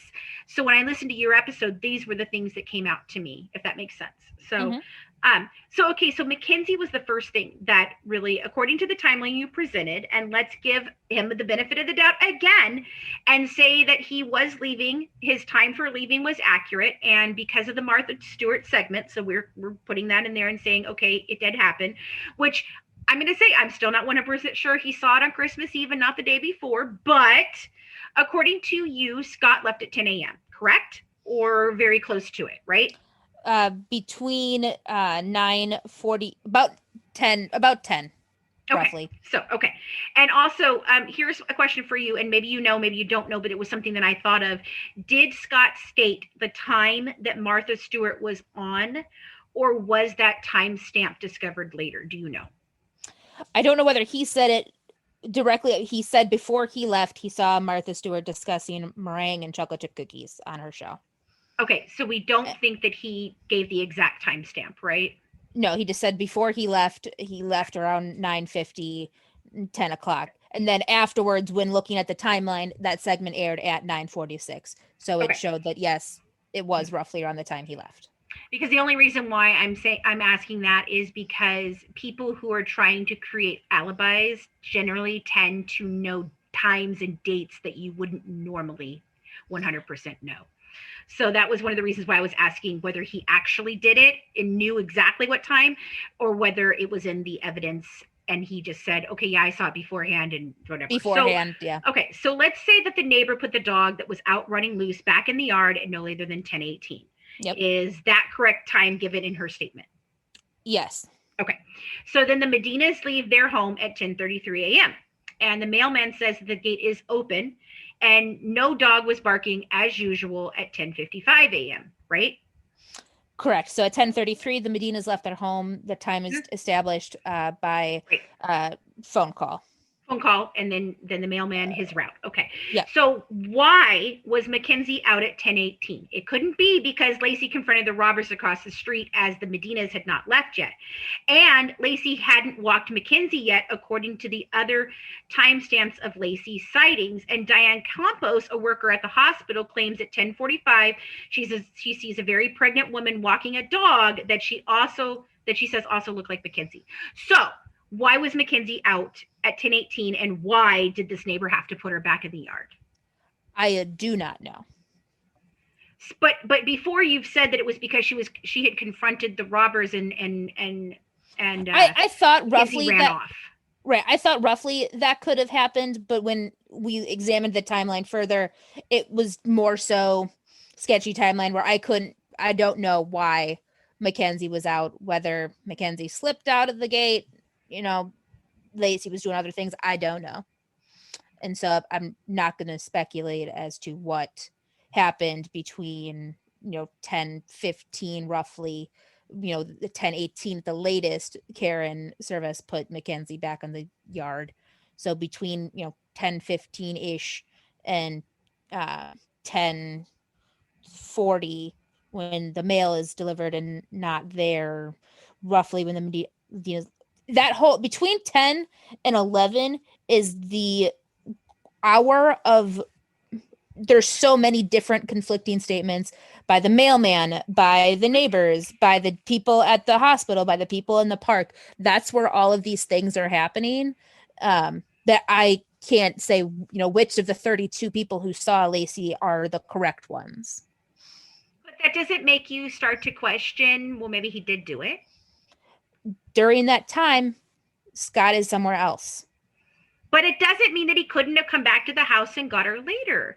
Don't you think that the 32 people and all of the differencing of accounting and, oh, well, I saw her at this time, which means that you couldn't have seen her at that time, but I saw her over here. But no, wait a minute, she was over here. No, she's in the, I feel like it's a game of Clue, like it's the man in the conservatory with the candlestick. No. It was totally the guy in the stable with the gun. Like, that's where I'm feeling like this. But you're using it in one way to prove something, but yet in another way, I feel like when you look at it that way, the timeline falls apart. And the timeline, then if the timeline falls apart and all these people didn't necessarily see her and all the times conflict and there's question about this and there's question about that, then again, it comes back to just the only things that we absolutely know, and that is that there's no other viable reasoning that anybody has ever found or any other suspect that anyone has presented, that then all of that doesn't matter anymore. Because if every single person is contradicted by another person, then you can't put stock into any of that. But that's what you're using to put stock into. But then you admit that it's not right. No, I'm saying statistically, 1 out of those 32 people most likely saw Lacey. Sure. 32 different people. One of them, if not at least 4 or 5, were accurate. Okay, and but so, after 11 o'clock, that's the last really accurate, like that you could go, okay, that probably was Lacey. So he could have come back. Well, I look at Scott's timeline then. But Scott's timeline, then, okay, here's Scott's timeline. So Scott's timeline, and this is where I get in it, could Scott have taken Lacey later? So you say that Lacey was seen by so many people that day, it could not have been Scott. You're assuming that he would have taken her when he left for his office. But what if he didn't? What if he came back and picked her up later and headed to the marina? He was logged onto his computer from 10:36 to 10:56. The office is only 5 minutes or 10 minutes away from their home as his accounting. But what if he didn't? I'm sorry, which means he left at 10 a.m., That was a long time to get there, but it is a holiday. So let's say high traffic or stopping for gas. He logs off at 10:56 and has no other time stamp or alibi until 12:54. It's approximately an hour and a half drive for Scott to make the marina, but still enough time to go home, pick up Lacey, and head out to the boat dock. Alive or dead at this point could go either way. My bet is alive. I think he took her out there, got her on the boat, strangled or drowned her in the cove, tied the anchors to her body, and threw her over, just in time to motor back and make that call to her. People do not take boats out for 2 hours. That's all the time he would have had after getting to the marina, purchasing the bait or whatever he got on the marina, and then getting the boat launched, park his truck, walk back to the marina, get to the boat in the water, head out to the cove he said he went to. Not to mention, where was his license bought? Wasn't that bought for the day prior and the day of? If he wasn't planning the trip, why would he have bought the license? I mean, he said he was planning on going golfing. Golfing on Christmas Eve, I can totally buy, but boating, not so much. And certainly not when he brought the license beforehand and the special bait he had purchased was not used. Plus, fishing is not an afternoon event. It's best started before the sun is even up. And so a report of an inflatable boat without a bound motor in the area of where Lacey and Connor were suspected to have been dropped in the water was made. Defense alleges that this was the actual person responsible for Lacey's kidnapping and murder. But here's my question on that. A boat without a bound motor is supposed to carry the operator, a dead woman who is still heavy from giving birth to a child. A newborn baby not known to be dead or alive is plausible, but not Scott's actual boat? Really?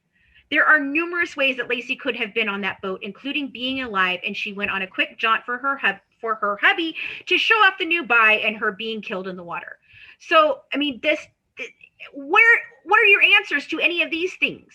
Well, so you're talking about Scott's boat, that he killed her or she was dead and he takes her out on his boat, dumps her in the water there. Yeah. That's not possible. But it's possible for her to be on an inflatable boat? You're talking about Scott. No, I'm talking about both. So it's not possible for her to be in an actual boat, but it's possible for her to be on an inflatable boat. The inflatable boat that, was this rafty barge thing that was one of those like sturdy, bigger boat than Scott's little 14-foot boat with 2 seats. When they replicate an inflatable boat, Colleen. It's not a raft. Right. But bigger than Scott's boat. They replicated this experiment. They replicated it. Did they replicate her going to the actual thing with him, sitting in the thing alive, and then he killed her and threw her over? Yes. Oh, so she could have been alive on the boat. He strangled her and he couldn't have thrown her over the boat? No. She couldn't have possibly been on the boat? No, they replicated it. Scott's boat it's impossible to dump a body off of Scott's boat and it not dump into the water, with the boat not to capsize. The boat was too small and unstable. Okay, so what is the deepness of that cove that he was in? Do we know? Is he able to stand up? No, I don't know. Is he able to stand up? Is he able to tread water? Could he have gotten into the water, pulled her off into the water, and thrown her in that way? Hold on, I'm gonna look it up. Okay. I mean, he could even be treading water and pull a body over. Colleen, I mean, for you guys to say that it's not possible that she was on the boat, it's absolutely possible. They did a scientific experiment and the boat capsized. They did a scientific experiment of whether or not she could have been dead on the boat before he went out there and whether it would have capsized or not. If he strangled her in the seat and then shoved her off, his boat would not necessarily have or have not capsized. And it all depends on what type of waves are happening at that time, what the sea level weight is, whether he's treading in the water. There is too many questions for you to say, absolutely not, she couldn't have been on the boat. So it's about 15 feet. Okay. So he could have been treading water easily. But he could have been holding on to something so that the boat wouldn't capsize. You said anchors too. If he were to dump Lacey's body, tied, an anchor to each one of her limbs, the boat capsizes. Could he have put her in the water gently and tied the anchors to her then? Lacey's body weight, without the anchors, the boat capsizes trying to remove that weighted body off the boat. The boat is too unstable. It's too small, unstable. they did this experiment. The boat would capsize. The anchors, okay, so wouldn't the anchors, if they weren't attached to her right away, the anchors would have been weighing down the boat. He puts her body into the water, gently picks her up, puts her down, or pulls her over. The anchors would have been in the boat at that point in time, and so the boat wouldn't have tipped over. And then he puts the anchors on her and lets her float to the bottom. It is possible. You guys just don't want to see it as possible. That's what I'm trying to tell you. There is too many questions about that boat and whether she could or could not have been on it, alive or dead, for you guys to definitively say there was absolutely no way. So we had a little bit of a recording issue right here. At this point, all Colleen says to me is that there is a defense video that that was shown that refutes some of this, and now Christina is going to go ahead and talk about the defense video. Find the defense video, while their intentions were great, I find it to be faulty because they didn't use someone, first of all, who is the same size, height and weight wise as Scott. They used somebody smaller than him, and they used weights to basically balance it out and make him weigh the same as Scott. Now, trying to throw something overboard with weights attached to you, I think will affect the way you would throw something overboard if it was just, if you were free and not encumbered by something. They also, if I remember, he was like at the edge, like at the very end of the boat. Like there's a middle. He could, Scott could have been in the middle and threw her over from the middle. He didn't necessarily have to be like at the very edge where when he tried to throw weight over, it was going to pull him in and pull the boat under, with it. So I find that video to be a little bit flawed in what they were trying to prove with it. I don't really think it proved anything.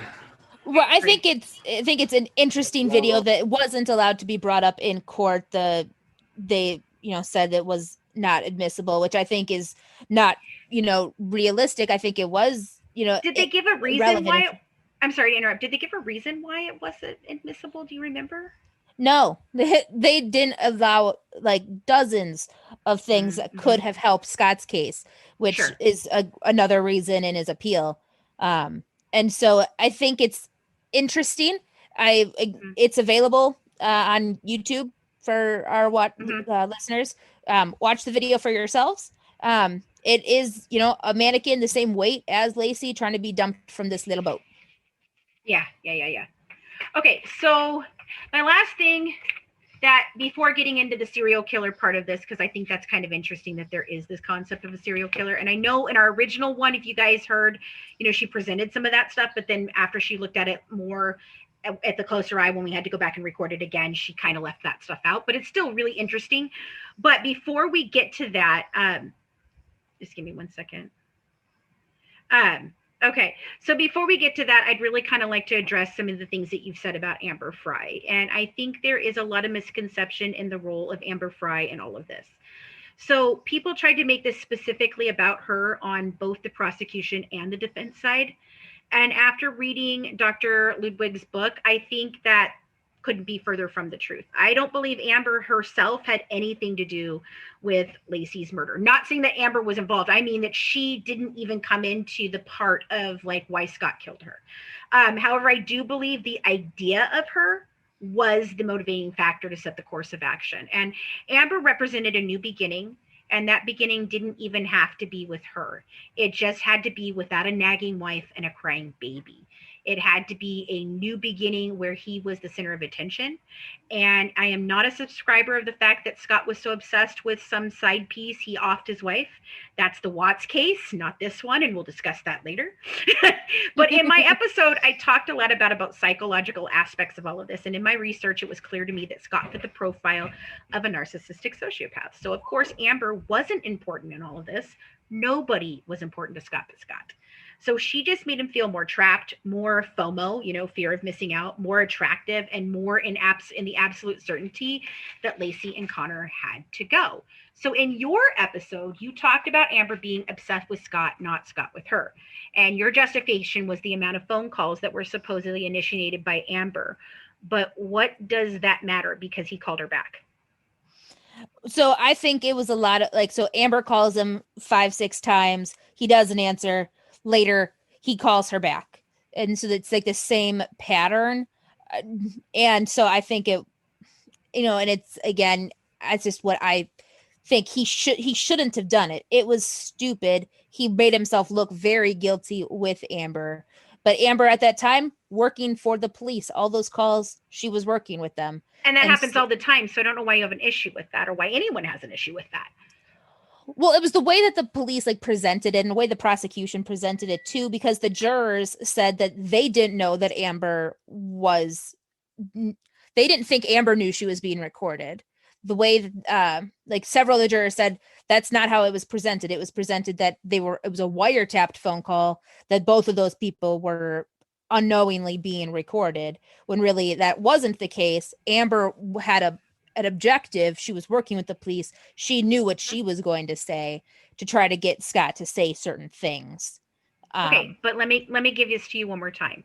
He called her back, and he could have blocked her number. He could have filed a complaint. He could have said something. He could have done any number of things. But if he was truly grieving the loss of his unborn child and mother, of his child missing, why would he have been talking to her at all?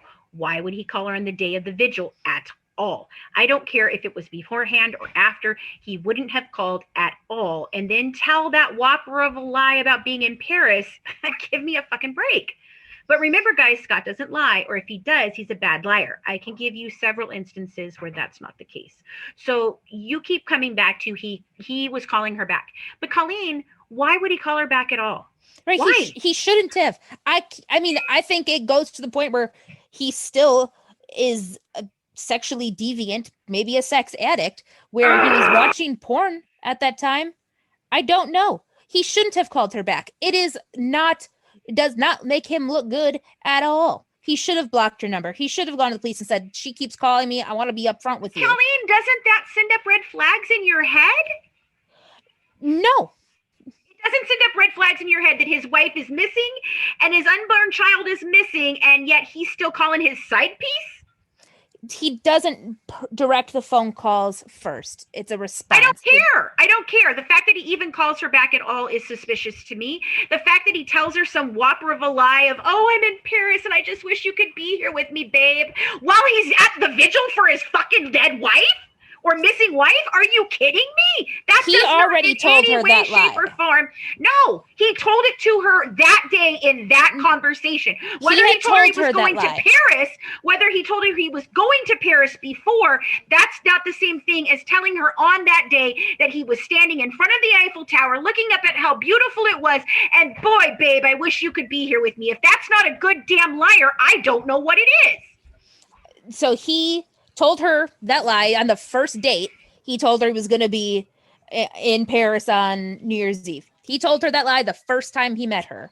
So he continued that lie. But even Amber said he's not a good liar. He doesn't lie. Wait a minute. He doesn't lie. I didn't say he never lied. No, I said he doesn't lie. Liar. Okay. I said he doesn't lie about Lacey. He lies about Amber all the time, and I've said that. He doesn't lie about Lacey. He lies about But you also say he's Amber. not a good liar, and that's a really good lie, Colleen. And it's a lie that he perpetuated for a long time. It's not just one time. It's not just a quick lie. It's not. And again, he called her back. He didn't have to call her back. That means that he was still in hopes of somehow walking away from this and having a relationship with someone, or he would have just said, bitch, leave me the fuck alone. My wife is missing. I'm sorry. This to me, I'm with you on that one. And the fact that this doesn't cause you to have some sort of red flags in your head. Again, I don't get it. Because if it happened in any other case, Colleen, it would. I've seen you have these conversations with me about it. So this again, why does this not trigger something in you? I don't get it. It's the only evidence is his behavior with other women. That's it. There's no evidence that he killed other than a dead body. But there's no evidence that he did it. There's evidence that he was in the area at the time. There's evidence that his timeline doesn't match up. There's evidence that his wife is dead. There's evidence that he cheated on his wife continuously. There is evidence that he is a shitty person, a sociopathic, narcissistic person. There is all of that evidence. In any other case that we've ever talked about, Colleen, that would have been enough for you. I can't understand it. Christina agrees with me that she doesn't understand it either. Correct, Christina? I was hearing you. Correct. Yeah, I don't get, I'm with the phone calls, like you said, stop fucking calling me, my wife is missing. Click. Right. I Like, agree. That He would should have have. been once Yes. and even over. at the even at But the incest. I know, Colleen, you're like, you agree. And, once again, it's, well, he's a shitty person. He's Listen. this. But it can also be because he killed his wife and he didn't give a fuck at that point. And he was like, yeah, when this is all over and I get away with this shit, I'm going to be a free man and I'll be with whatever woman I want. I can be the horn dog that I talked about being, I can be the horn dog that I talked about being 2 months ago, I can be that. But, and you keep going back to the fact that the police were making her make those phone calls. Colleen, that happens all the time. And so it's not like they were causing her to be a stalker, which you've called her several times. She was doing what she was supposed to be doing to help the police to catch a person that they believed was a murderer. And in many ways, they did get inconsistencies in his story. They did find that he was untruthful to her, to others, about things. He admitted, he told her that his wife was dead. These are all things that when you put it all together, Colleen, it's again, with a duck is a duck, it quacks like a duck, it walks like a duck, it's a fucking duck. It's not a swan. Not saying it is. And I don't think Scott's a great person. I think he's horrible. But to me, there's just not enough evidence and there's too much reasonable doubt. That's the big thing for me, is there is so much reasonable doubt. There is not even close to enough evidence for double first degree capital murder. No, there's not. So reasonable doubt. So reasonable doubt in a capital murder case. Is there enough reasonable doubt for you to say that he didn't do it at all? No. So if it wasn't presented as a capital murder case and the death penalty wasn't on the line, would this have been at least enough evidence for you to think, okay, maybe he did? Yes. Okay. That's what I'm trying to get at. Right. That's because if you say that, that makes me at least feel like you have some logic in this, because up to this point, it doesn't seem logical based on the person that I know you to be, that for you to have this opinion. I understand why some other people who don't investigate crimes all the time or just watch the ID channel, whatever, to have this opinion. But for you, it shocked me because you're a logical person generally. And we talk about logical things. And so for you to be like, nope, there's no way that I think he did it, boggles my mind. But for you to say, okay, maybe he didn't, maybe it's not enough for a capital murder case, but it would have been maybe enough for just a regular second degree or whatever, or even a first degree without the possibility of parole. I understand that. That makes more sense to me. So I don't think there's enough evidence in general to prove him guilty, Sure. but I don't think it would be as much of a passionate thing for me if they had, tried him, second or third degree murder or manslaughter. I would still want them to have more evidence, because to me, there's just not enough for these murder charges. I would want more, but it would be more understandable for him to have been convicted of second degree murder and, 20 to 30 years. To me, that's more justifiable, and I could get maybe behind that based on that kind of evidence. But the way they presented this case and the way they argued it and what they tried for, they overreached by 20 miles. And it made me second guess the entire argument because of how far they overreached. Because to me, it's almost like the opposite in the Casey Anthony, Kaylee Anthony case. Okay, but in the Casey Anthony, Kaylee Anthony, same situation. There is no physical evidence that Casey actually killed Kaylee, but we all believe that she is 100% guilty. Can we all agree on that? Oh yeah, we only know one person who doesn't.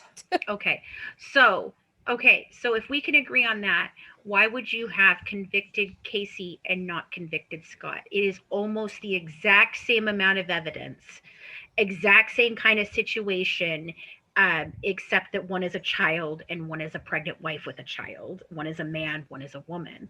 So if you're sitting here saying that it would have been enough evidence for Casey, for you, but it wasn't enough evidence for their jury, but yet in Scott's case, it wasn't enough evidence for you, but it was enough evidence for the jury. That's interesting to me. So in the Casey Anthony case, I think that there's more physical evidence of that murder tied to that family than with Lacey and Scott. There was the trunk, there was Casey's behavior, what she was doing with, and her, drunken partying, got that tattoo after. There was some physical evidence behind that. Okay, but wait a minute. Now you're calling up behavior when you just said in after the fact Scott. behavior. Okay, that's the same thing we've said about Scott, and then you just deny it and say, yeah, he's a shitty guy, but it doesn't mean anything. But here in Casey's case, you're like, oh, well, it means something because after the fact, she was acting like this, she was doing this. But why, when we say that about Scott, are you not feeling the same way? I think it's different in terms of like sex versus getting a tattoo celebrating life and your daughter. It's not just sex, though, Colleen. There were so many things that were so odd about his behavior. I could have brought, and I did bring up some of those before, the hair, the money, all the different things that were found in his vehicle, the fact that he was running, all different things, Colleen. There are so many things that you're sitting here saying on the side of Casey Anthony was questionable, but in the same sentence, you're going, but not for Scott. And that's really weird. It's to me, I think there's more physical evidence in the Casey Anthony trial, and I think that they could have gotten that guilty verdict if they hadn't overreached. Whereas, so Florida and California both have death penalty. Well, Florida, that attorney overreached, didn't give the option of second or third degree, and then the jury went not guilty. But in California, with a tampered jury, and even it has come out now that, that jury was messed up. And that's why now his trial is most likely not even his own appeal trial, just the general appeal for Scott is most likely going to get him a new trial because of this jury. But that attorney overreached, gave only the death penalty, but had a very sympathetic jury for Lacey and did not give them an option of second or third degree, even though the jury had said if they did, we would have selected that. But they could have selected life in prison without the possibility of parole, and they didn't. They went full death penalty. And again, I'm going to agree with you. I don't think it warranted death penalty. I think that death penalty was emotion, 100%. And I don't even think it was emotion for Lacey. I really think it was emotion for Connor. And a life that was not lived. Yeah, okay. I agree. But I just think that there a lot of the issue with Scott's case, besides for me, the evidence is the trial itself and how messed up the trial was.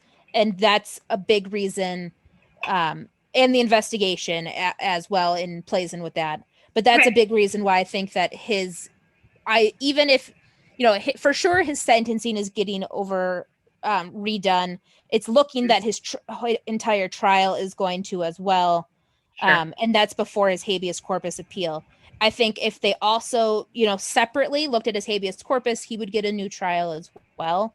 And the prosecution would not have as much standing. The defense has a lot more evidence that they'll be able to present.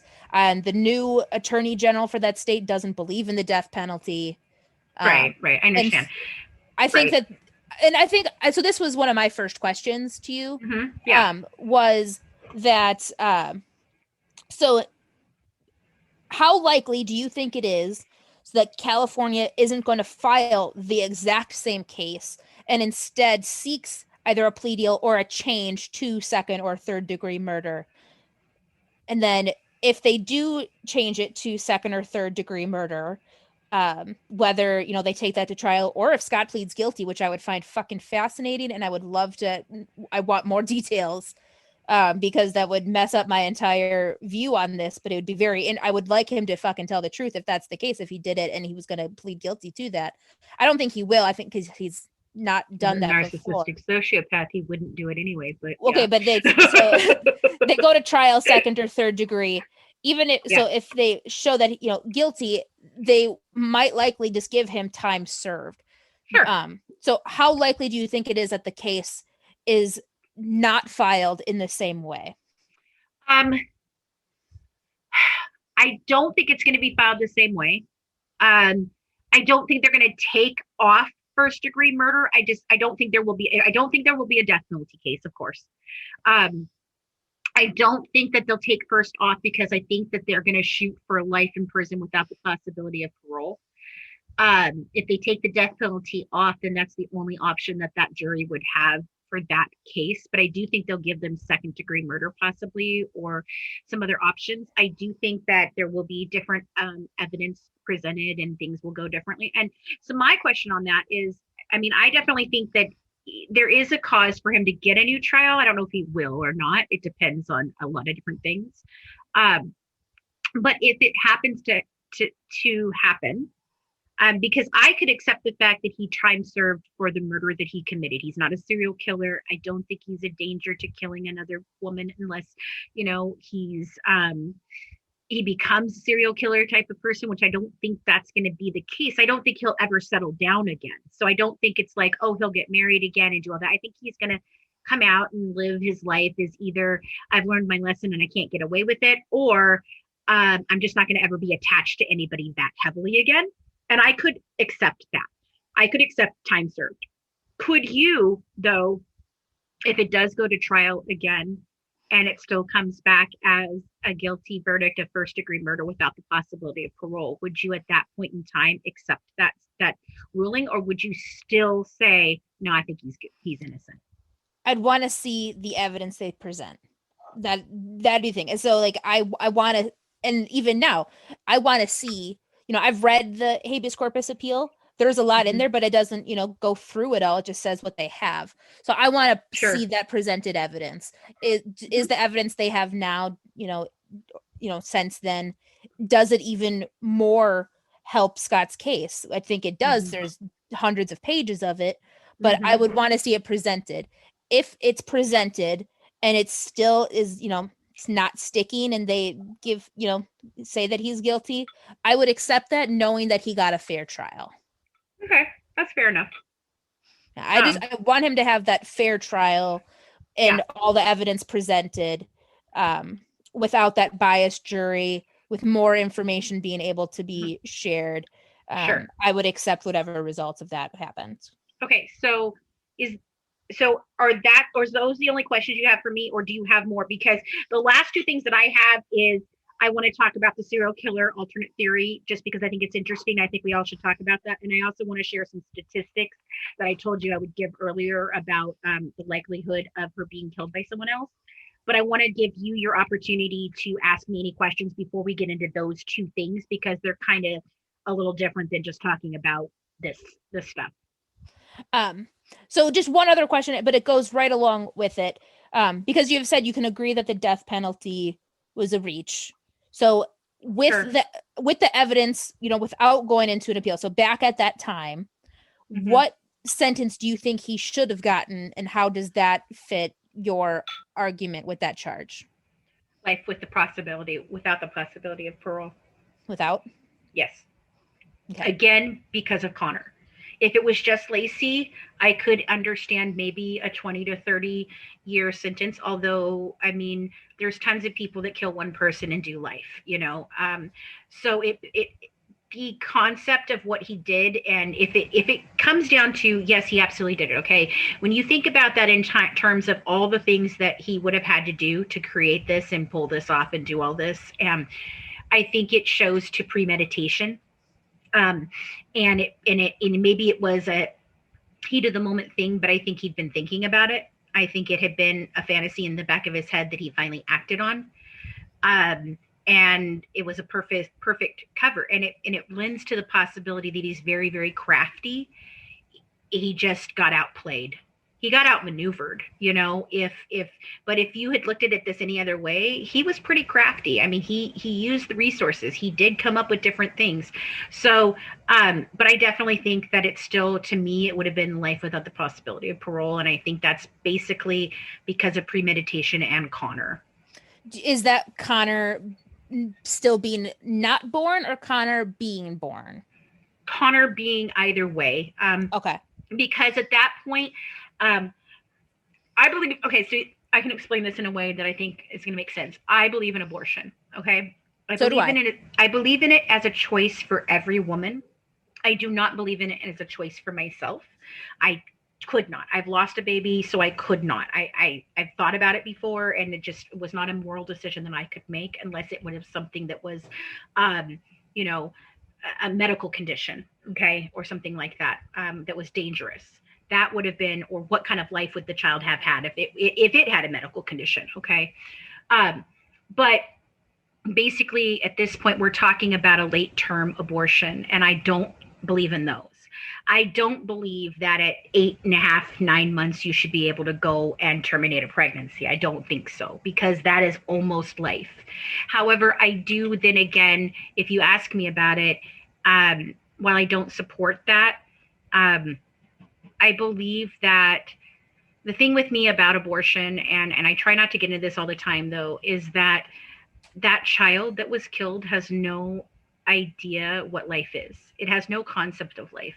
So it doesn't have feelings about being alive.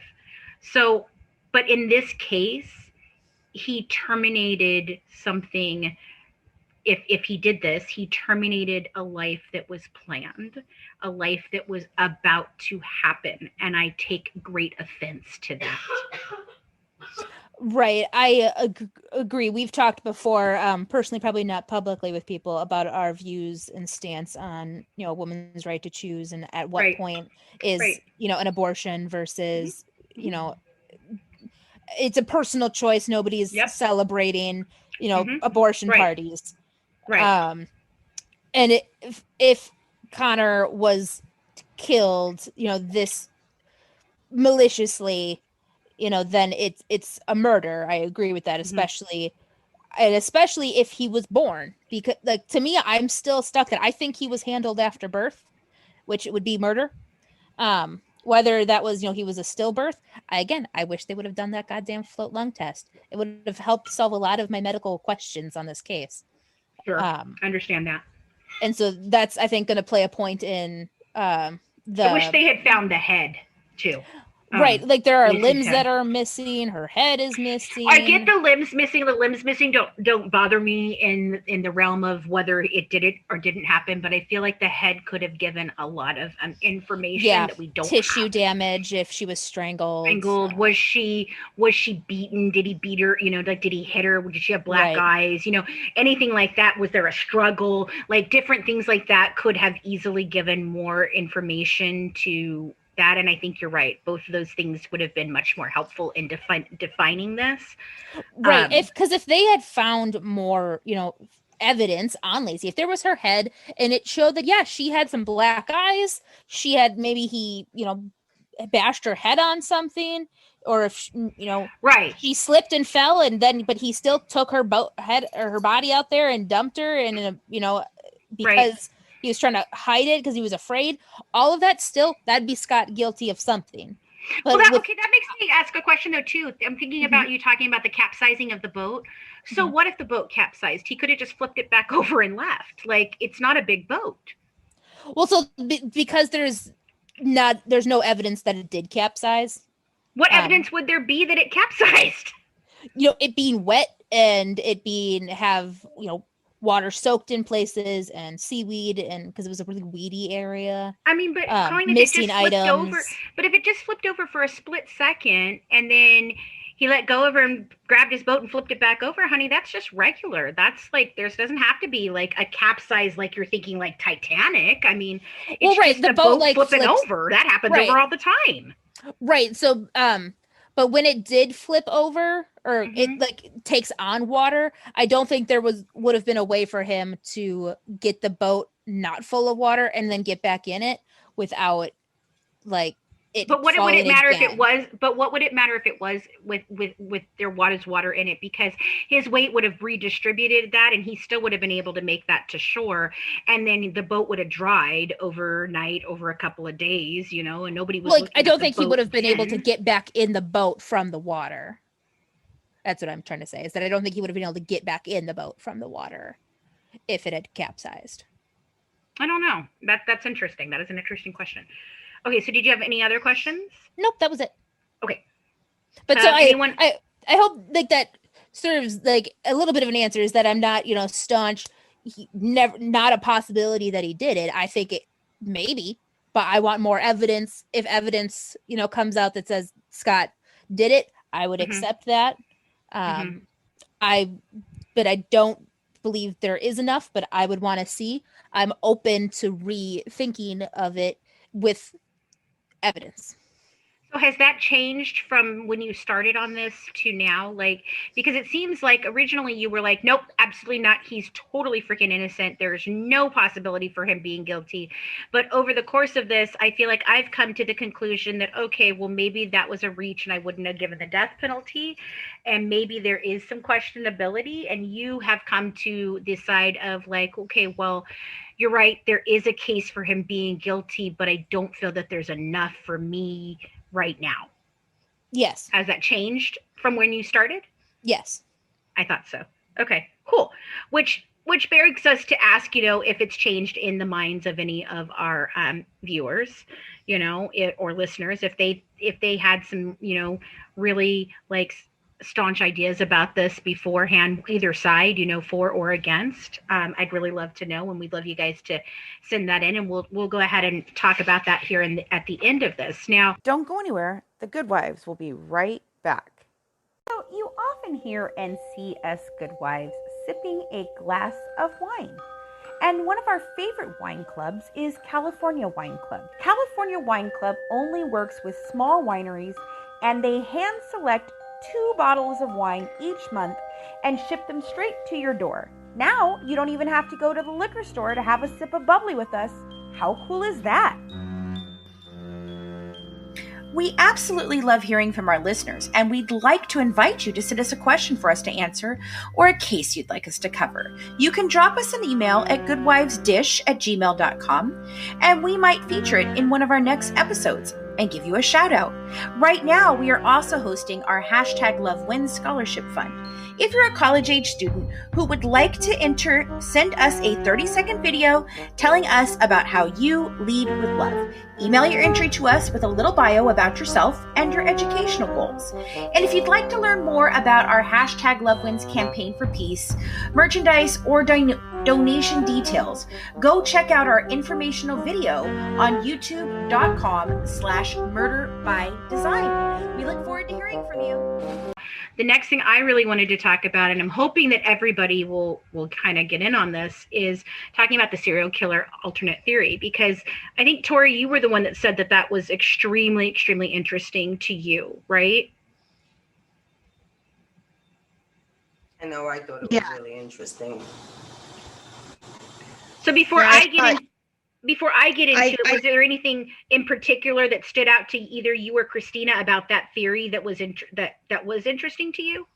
There wasn't anything interesting about the theory to me in conjunction with the case. It's with the Scott Peterson case, because in my opinion, although I felt that the serial killer angle was something interesting to look into, I found it really unlikely because of the time span, and because there just seemed to be a lack of killings during that time span that your typical serial killer would have continued killing even though they hadn't been caught. Well, I mean, serial killers do retire, but what I thought was interesting, they do retire, but generally when they retire, they don't come back out and start again. For many years. And so, yes, occasionally they'll kill once, but part of the issue with that, in thinking that he was even a part of the situation, is there was another pregnant woman that had gone missing. I think it was within a year's time or so. And so, yes, that kind of goes into, it could have been a serial killer who retired and came back in, but that's still an awful lot of downtime for one who retired and then came out of retirement. Right. Like when they come back out of retirement, it's because they have that drive and that urge that they just can't fight anymore. And so I find it really hard to believe that they could have, given into that urge one time and then waited like a whole year to give in again. Sure. Right. So the pregnant woman I believe you're talking about is Evelyn Rodriguez. She was found in the same area Lacey's body was found 9 months before Lacey. So Right. she was killed closer to when Lacey killed, but her body was found. Okay, and see, 9 months before. I think instead of thinking serial killer in that instance, my mind goes to, did Scott know about that killing? And if so, did he in some way try to mimic it so that it would be played off because he thought it would be played off as, oh, there's a serial killer killing pregnant women.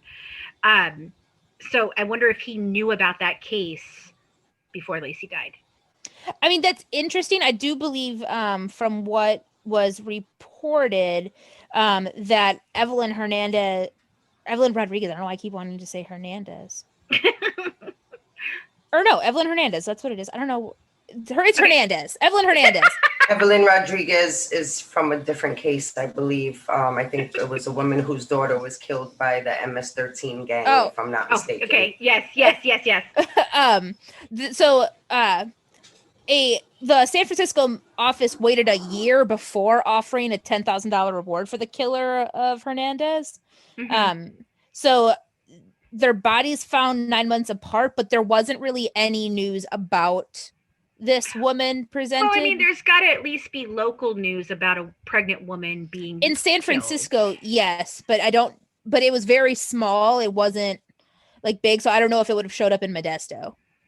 Well, I think it would have, just based on what I know being from California. I mean, we heard about LA murders and we were 2.5 hours away from that. So I do think it's a very great possibility. It's an unlikely thing that it wouldn't have been covered pretty substantially as far as at least like basics of the case, because it's a pregnant woman who turns up murdered. That's not likely. That doesn't happen all the time. So there would have been a lot of information as far as at least them covering the story, but maybe, there's not a whole lot of, just like when we do cases where we go and we look and there's lots of stories that basically say the exact same thing, but we don't get any other information. I can totally see that happening. She was an immigrant from El Salvador. Mm-hmm. So I don't know if maybe there was an immigration thing or right. I mean, I would put that more towards a baby trafficking or something like that, or a woman trafficking. Yeah, her son was also missing and still is missing. Yeah, so I think the father of the baby married in this case? I have no idea. I don't think so. I know that she was pregnant. Her body was found without limbs and a head like Lacey's. But her 6-year-old, she also had a 6-year-old son who was never found. Right. So it's an other pregnant lady missing. Yeah, it's interesting, and it's interesting to me whether or not he knew that case or not. So, okay, but let's get into a little bit about the serial killer thing. So on the first taping of your episode, you talked about a serial killer by the name of Edward Wayne Edwards, which is a horribly weird name. Yes. Like, who names their kid? Edwards. Like, it's not even like David Davis. It's like Edward Edwards. Like, yeah, it's bad. The same name. Anyway, a few people, including one very odd former police officer, have linked Edwards to everything from Zodiac to John Bonet. It's quite staggering. The amount of shit this man is linked to with little to no evidence is quite astounding, which is why, like Tori said, it was interesting, but it seemed implausible to me. To me, it seemed almost comical, because I've gone through and read a lot of what this former police officer says about this guy, and it's like, dude, he's responsible for everything according to this guy. So let's look at him in relation to Lacey. He was born in 1933, making him almost 70 when Lacey was abducted and murdered. Even serial killers retire, folks. I just said that. And here's a list of interesting crimes people claim he had something to do with. Zodiac, Black Dahlia, Adam Walsh, Oakland child murders, West Memphis 3, Teresa Hallbeck, John Benet Ramsey, Chandra Levy, and let's not forget Jimmy fucking Hoffa. He killed everybody, guys. Right. Everybody. No, according to this cop, he killed everybody. I think this is more of like a wish list than being any plausible idea. Like, he wraps up all the cases that everybody's wanting to know. He did it. It's there's a murder and we don't know. It's Edward Wayne Edwards. Edward Wayne Edwards. I mean, because we know for a fact it can't be Oakland child murders or West. Like, yeah, we have solved this. This we know. We know that for a fact. But so Edwards' last documented kill was in 1986. His kills were not even remotely close in nature or method. He never had accomplices, so that rules out the robbers unless he was just too old to do it, but it begs the question of what was his motivation, and it basically throws out the whole Lacey confronting them defense. So Edward's biggest supporter or enemy is one of the same woman named Margot Burns, who her main story is something for another episode. Let me tell you, she is crazy. Yeah. But she tells of her own kidnapping by Edwards and being released because she had a cop for a brother, and then she stays friends and on again, off again relationship with Edwards for like 20 plus years.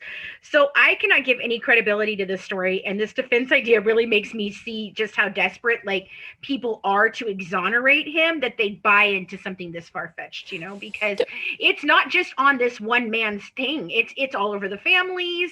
It's plausible. It's a That's why I weird freaking concept. I'm like, that's why I just dropped it, because it was just so crazy, and it was just I cannot prove a goddamn thing of it.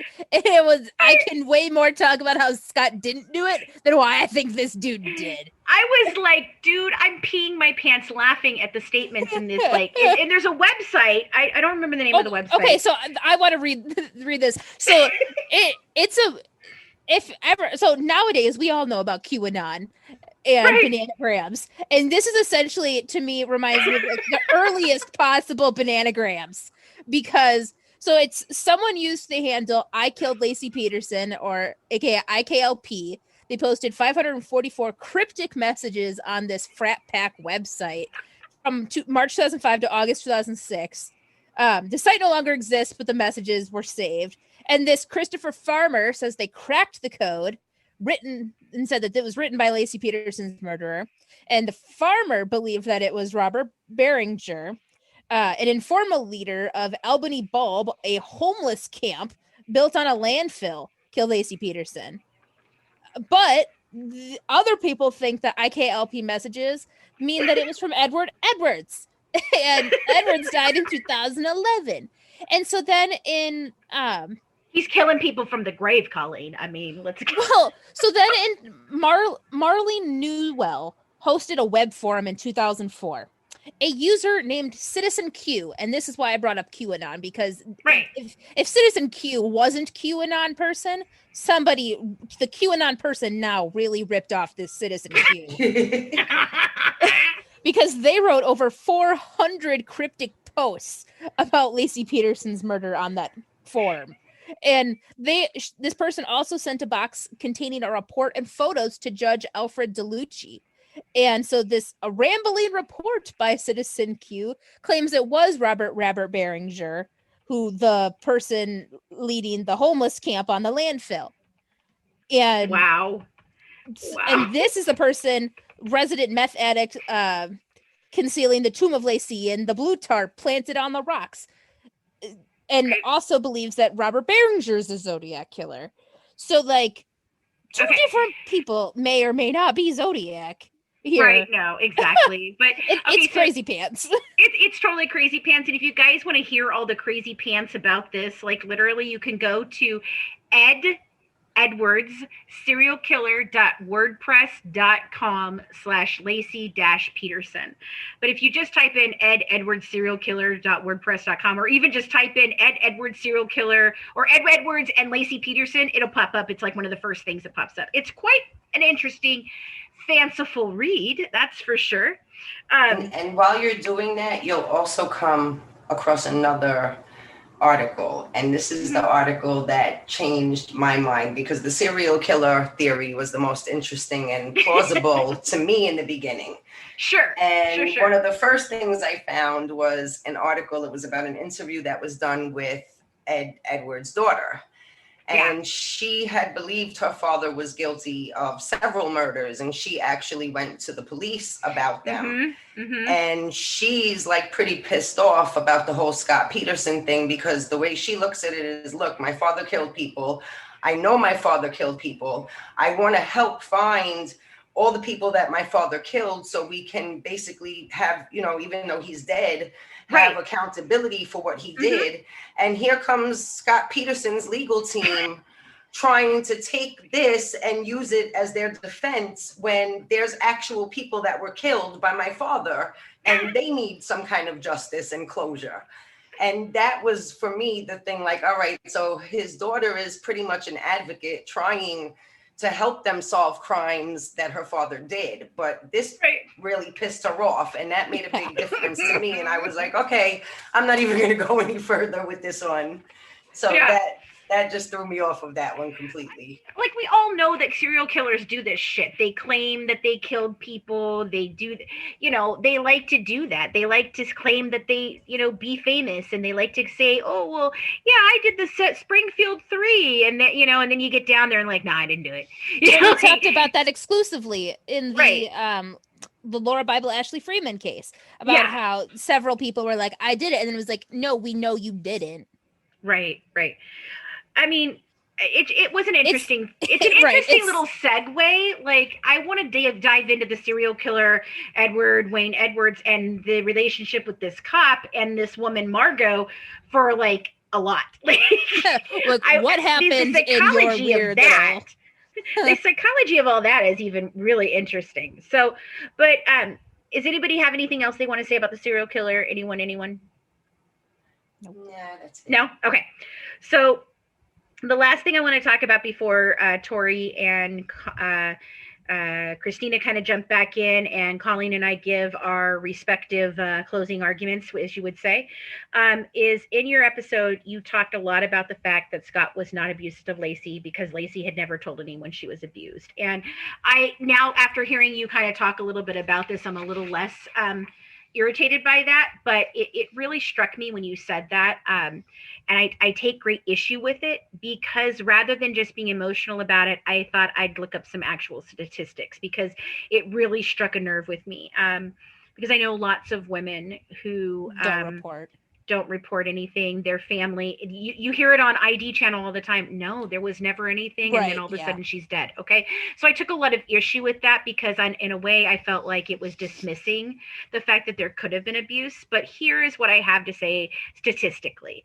So Anna D. Campbell, she's an expert panelist in a seminar titled Men Who Murdered Their Families, What the Research Tells Us. And she is also the Wolf Chair and professor at Johns Hopkins University. She did a 12-city study that in these types of cases, 70% of them were found to have had intimate partner violence. However, only 25% of those cases were ever shown to have arrest records for domestic violence. We all know most women do not report. Statistics on victim-offender relationships, of the 63.1% of homicide cases where the victim offender relationship was known between 1980 and 2008, 41.5% of women were in an intimate relationship with their attackers. The highest percentage was that of the spouse, coming in at 24.1%. Close behind was the boyfriends. 15.5% was that of a significant other that maybe nobody knew about. 16.7% was other family, and 29.9% were committed by acquaintances or friends. At the very bottom of the list, at almost 4 times lower than intimate relationship kills, with stranger kills at only 11.9% of all those women. So that makes the probability of Lacey being killed by anyone other than Scott very, very slim, based on statistics. Yes, and I agree. So, and I do agree with everything you just said, because statistically, women and gay men do not report, any type of abuse, whether that be verbal, emotional, physical, sexual. Like what you think you said, 40% of people maybe report in general. It said 40% or less. Yeah. So, and that was back then. And I think maybe it's even become less now because the court systems are so heavily against people that report. These people don't want to go through it because they're attacked. It's a hassle, and the charges are so low that, and it's almost like impossible even to get a restraining order. Well, I've heard a woman describe being, going through something like this, like being attacked or raped or withstanding abuse, is the rape, the abuse, whatever happened to them kills them when it happens, and then the court case kills them again. Yeah. So most of the time they don't report. I know personally lots of people who have been in a situation like that did not report and instead found a way out, or many of them, I mean, I do know people that they succumbed to it and their lives were taken, so Right. And I know didn't want people who have been, abused physically Yes. and sexually abused Right. as by an intimate partner, Mhm. and who have just stuck it out until they found an out at somewhere. Yes. Right. And so in this case, it was more so that Lacey was a very strong Italian woman individual. And I think if she had, besides like the cheating, so yes, cheating is a form of, abandonment, emotional abuse. But so besides the cheating, I don't think that there was physical or like verbal emotional abuse, like insulting and taunting and yelling and screaming. Because I believe from what Lacey's family and friends have said is that Lacey wasn't the type of person to take that. But I've known many women that are not the type of person to do that until they're that type of person to do that. Right. And so that's the only thing I can say. A personal experience, I know women who are strong ass, badass women who ended up in a situation they never thought they would be in, and they put up with it for way too long and nobody knew. I can tell you that right now. Right. And I agree. And so it was just from what we do know in this case, not saying that there wasn't, just based on what we do know. I don't think there was, but if there could have been, because I agree, there are 40% of people report, 60% don't, and nobody knows what goes on behind closed doors. Yeah, and I think if there was any type of abuse, I'm gonna go out on a limb here and say the same thing. Is like, I don't think he physically abused her. I think we would have seen that she wouldn't have stood for that. But I do believe that he mentally was abusive in a way that maybe not even he or Lacey were aware of. Women that are in relationships with men that are narcissistic sociopaths, like what I'm saying, and others have called him, they make excuses for why they do things. And they accept things to be not normal, because I've been told that before, and I was like, are you kidding me? I wouldn't be talking about it if I thought it was normal. But I have noticed that they make like justifications because they don't want to admit to themselves even that they would allow themselves to be in that type of relationship. So maybe there were things, and I do think there were definite things. Like, it doesn't have to be like him calling her horrible names or, telling her she's fat or anything like that. It could be just as simple as some controlling behavior, or, like I said, a lack of respect for her on a general level. Yes, those things are abusive too. And while you may not know that it's abusive at the time, when you go back and look at it, so. Right, I agree. I think there's definitely some sort of, emotional abandonment, because there were occasions where he spent a night at a hotel with Amber. Like, Lacey clearly knew that Scott was not home that night. Like, so she had to have known that he was with somebody else, and that is emotional damage and emotional abuse. So I was more so talking about in the outward sense of like physically abusing or emotionally, verbally abusing somebody in a different way than cheating abuse, kind of. Yeah. Like, a different form. I admit, the cheating is that abandonment thing definitely there.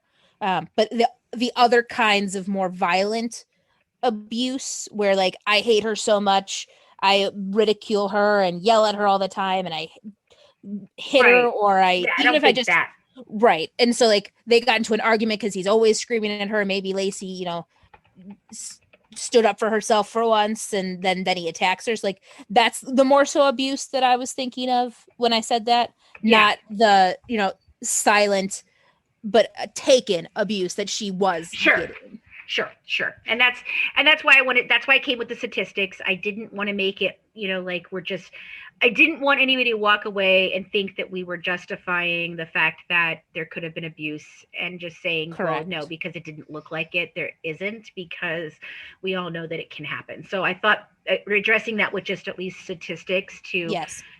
And statistically speaking, like I said, it's unlikely that it was anyone else. But I mean, that's just statistically. Things do go against statistics, obviously, because weird shit happens every day. So, but anyway. Run to the bathroom and refill your drink, because when we come back, it's time for closing arguments from Fancy and Colleen. And then the moment of truth will arrive when Tori and I deliver our verdicts on the Scott Peterson case. Don't go anywhere. The Good Wives will be right back.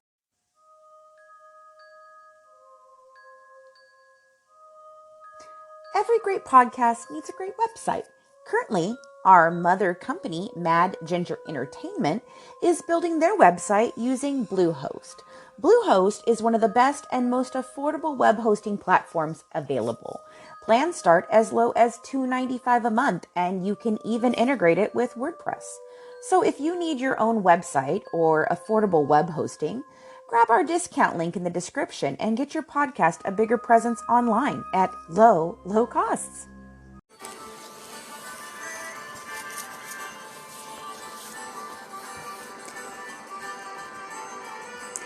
Bonjour, mon ami. Hello, it's me, Cajun Mama Ty. I am here today with the Cajun French phrase of the day. And I am going to do a little explaining. So, the Cajun French phrase I have chosen is pour l'amour de Dieu. Pour l'amour de Dieu means for the love of God. It's used as a term of endearment, or it's also used as when you're saying something and you want to give an emphasis. Like if you want to say, if something, pour l'amour de Dieu, leave her alone, like you want to emphasize to make sure, for the love of God, leave her alone. So that's why I chose this phrase today. Because as the Good Wives are finally finishing up the Scott Peterson case that we've been taking forever, it seems like, to get this case finished, I had to find a good French word or phrase, and that kind of sums up this whole case. So, whether you think Scott Peterson is guilty as sin and deserves the death penalty, or you think he's innocent, we can't forget that 8 years ago, on December the 24th, a pregnant Lacey Peterson went missing. And that is where this tragedy began. Lacey's family, along with Scott's family, looked for her hours, and those hours turned into days, and the days turned into nights. And after several weeks, they finally found her body, and they identified her. Then a few days went by, and they also found her unborn son Connor's body. Both Lacey and Scott's families were devastated, but I'm sure they were even more devastated when Scott was arrested and convicted of the murder of his wife and his unborn son. So I say to everyone who's starting to talk more about this case, because it's becoming the anniversary of Lacey's death, pour l'amour de Dieu, for the love of God, let Lacey, Connor, and their families have some kind of peace in their lives, even if they're in heaven. Bonsoir, mon ami, till we see each other again. Let's head back to the Good Wives. So I know for many of you guys that my opinion on this case can be confusing, and you're right. I'm practically never a person who is defending somebody accused of murder. Like we've talked about before, I typically am on the opposite side. But for me, there is just so many inconsistencies and flaws in the case itself that I can't see his guilty verdict. And I know I won't have changed the minds of many of you. When we started, my goal was to convince people that he was innocent. But as soon as we started and people started voicing their opinions, I knew there was probably much no way in hell I was going to be able to change everybody's mind. And many people were very closed off to the idea that he even could be innocent. So my goal then changed to show that how there's not enough evidence to prove that he was guilty and that there is reasonable doubt in this case. So first, Scott, crap guy, like I've said, he was cheating on his pregnant wife. But he had no history of violence as a child or teen or as an adult, according to friends, family, and no police reports. Yes, people can be abused and never report it.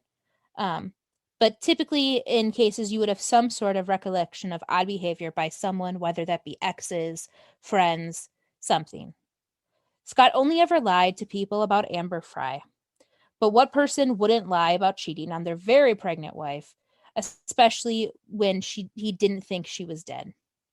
And speaking of Amber, she started working with the authorities to try and trap Scott into a confession, hounded him dozens of times a day, and yet still Scott did not crack.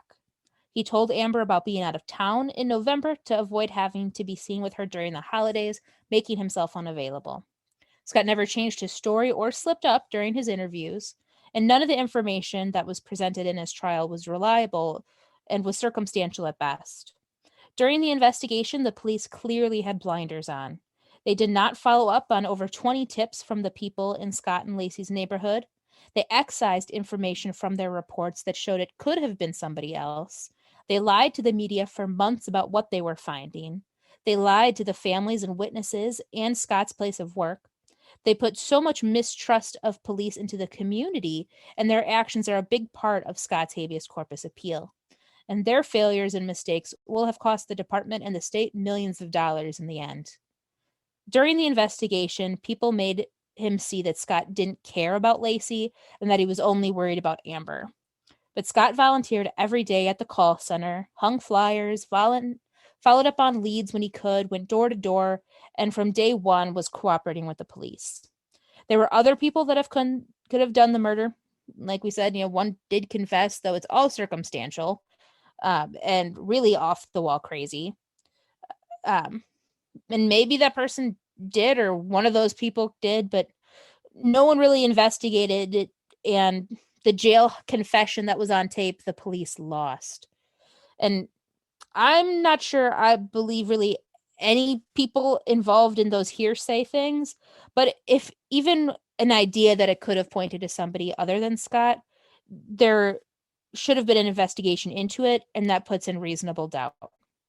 The timeline showed Scott was unable to commit the crime.